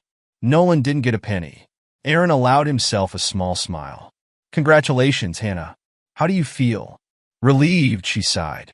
"And a little lost, to be honest. I've been so focused on taking Nolan down, I'm not sure what to do now." "I understand," Aaron said softly. "But you're free now. You can start fresh." There was a pause on the other end of the line. "What about you, Aaron? How are things with Lena?" Aaron's jaw clenched. "Moving forward. She's out of the house. The divorce should be finalized soon." "And the baby?" Hannah asked hesitantly. "Not my concern," Aaron said firmly. "Lena made her bed. Now she can lie in it." After hanging up, Aaron sat back, a sense of grim satisfaction settling over him. Nolan was ruined, his reputation and finances in tatters. Lena was out of his life, left to face the consequences of her actions alone. He had won, so why didn't he feel victorious? Pushing the thought aside, Aaron returned to his work. He had a life to rebuild. Weeks turned into months. Aaron threw himself into his career, climbing the corporate ladder with single-minded determination. His personal life remained barren, but he told himself he preferred it that way. No attachments meant no chance of betrayal. It was a crisp fall morning when Aaron's carefully constructed new life faced its first real test. He was leaving his favorite coffee shop, briefcase in one hand and latte in the other, when a familiar voice stopped him in his tracks. "Aaron." He turned slowly, coming face to face with Lena. She looked different, thinner, paler, with dark circles under her eyes. Her hand rested protectively on her swollen belly. For a moment, neither spoke. The busy street faded away, leaving just the two of them in a bubble of shared history and pain. Lena broke the silence first. How are you? Aaron's grip tightened on his coffee cup. Fine, he said curtly. You? Lena's eyes filled with tears. I'm managing. Aaron, I don't. He cut her off. Whatever you're going to say, I don't want to hear it. He made to move past her, but Lena's next words stopped him cold. The baby's a girl, she said softly. I'm naming her Lily, after your grandmother. Aaron felt like he'd been punched in the gut. His grandmother Lily had been the only real family he'd had growing up. Lena knew how much she had meant to him. He turned back, anger flaring. You don't get to do that, he hissed. You don't get to use my family to try and manipulate me. Lena flinched. That's not what I'm doing. I wanted you to know. Know what? Aaron's voice was rising, drawing curious glances from passersby. That you're using my grandmother's name for a child that isn't even mine? A child you conceived while betraying everything we built together. Tears were flowing freely down Lena's cheeks now. I'm sorry, she whispered. I'm so sorry. For a moment, Aaron was transported back to happier times. Lazy Sunday mornings, playful banter over breakfast, the warmth of Lena's smile. But the memory was tainted now, poisoned by betrayal. He took a deep breath, forcing his voice to remain steady. Your apologies mean nothing to me, Lena. You made your choice. Now live with it. With that, he turned and walked away, ignoring Lena's broken sobs behind him. His coffee had gone cold, but he barely noticed. His mind was a whirlwind of emotions he'd thought long buried. Back at his office, Aaron found it impossible to focus. The encounter with Lena had shaken him more than he cared to admit. He was just considering calling it a day when his phone rang. It was Hannah. Aaron, are you okay? You sound off. He sighed, running a hand through his hair. I ran into Lena today. There was a sharp intake of breath on the other end. Oh, how did that go? About as well as you'd expect, Aaron said wryly. She's very pregnant. Hannah's voice was gentle. And how do you feel about that? Aaron was silent for a long moment. I don't know, he admitted finally. Part of me wants to hate her, to hate that child. But part of you still cares, Hannah finished for him. Yeah, Aaron whispered. I guess I do. The admission hung between them, heavy with implication. Finally, Hannah spoke again. Aaron, can I ask you something? Of course. Are you happy? The question caught him off guard. I don't know. Are you? Hannah's laugh was soft, a little sad. I'm getting there. It's not easy, but I'm learning to live for myself again. Not for Nolan, not for revenge. Just for me. Her words struck a chord in Aaron. When was the last time he'd done something purely for himself? Not out of anger or a desire for retribution. Maybe, he said slowly, maybe it's time I tried that too. As he hung up the phone, Aaron felt something shift inside him. The anger that had been driving him for so long began to ebb, replaced by a tentative hope. Not for reconciliation with Lena, that bridge was well and truly burned, but for a future where he wasn't defined by her betrayal. The next morning, Aaron woke with a sense of purpose he hadn't felt in months. He dressed with care, choosing a suit that made him feel confident and strong. Today was the day he started truly moving forward. His first stop was his lawyer's office. Patricia Hendricks greeted him with her usual shark-like smile. Mr. Carter, what can I do for you today? Aaron took a deep breath. I want to finalize the divorce as quickly and cleanly as possible. Patricia's eyebrows rose. Are you sure? Given the circumstances, we could push for a more favorable settlement. I'm sure, Aaron said firmly. I don't want anything from Lena. I just want this chapter of my life closed. As he signed the final papers, Aaron felt a weight lift from his shoulders. It was done. He was free. Leaving the lawyer's office, Aaron found himself walking towards the park where he and Lena had spent so many happy afternoons. But instead of pain, he felt a sense of peace. This place held good memories, and he was tired of letting Lena's betrayal taint them. He sat on their favorite bench, watching as families played and couples strolled by. For the first time in months, he allowed himself to imagine a future one filled with possibility rather than bitterness. His phone buzzed. A text from Hannah. Dinner tonight? I could use a friend. Aaron smiled, typing back a quick affirmative. As he pocketed his phone, he caught sight of a familiar figure across the park. Lena was there, walking slowly along the path. Her hand rested on her heavily pregnant belly, her face a mask of sadness and resignation. For a moment, their eyes met across the distance. Aaron felt a flicker of the old pain, the old anger. But it was muted now, overshadowed by a new emotion, pity. Lena had made her choices, and now she was living with the consequences, just as he was living with his. He gave her a small nod, not of forgiveness, but of acknowledgement. Then he stood and walked away, leaving the past behind him. That evening, as Aaron sat across from Hannah at a cozy restaurant, he felt truly relaxed for the first time in ages. They talked and laughed, sharing stories of their new lives and tentative plans for the future. You know, Hannah said, taking a sip of her wine, I never thought I'd say this, but I'm almost grateful to Nolan and Lena. Aaron raised an eyebrow. Oh, she nodded. If they hadn't betrayed us, we'd still be stuck in those unhappy marriages. Now we have a chance at real happiness. Aaron considered her words. She was right, he realized. As painful as the journey had been, it had led him here to a place of strength and self-discovery. To new beginnings, he said, raising his glass. Hannah's smile was warm as she clinked her glass against his. To new beginnings. As they continued their meal, Aaron felt a sense of anticipation building inside him. The future stretched out before him, full of possibilities. He didn't know where the road would lead, but for the first time in a long time, he was excited to find out. The next morning, Aaron woke to a notification on his phone. It was an email from Lena. Aaron, I know you probably won't read this, and I don't blame you. But I needed to say it one last time. I'm sorry. For everything. I know sorry doesn't fix what I broke, but I hope someday you can find happiness again. You deserve it. Lena.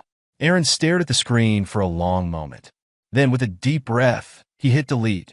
He didn't need Lena's apologies or her well wishes. He was building his own happiness now. As he got ready for work, Aaron caught sight of himself in the mirror. The man looking back at him was different from the one who had discovered Lena's betrayal all those months ago. Stronger, wiser, ready to embrace whatever life had in store. With a confident smile, Aaron grabbed his keys and headed out the door. The sun was shining, a new day was beginning, and he was ready to face it head on.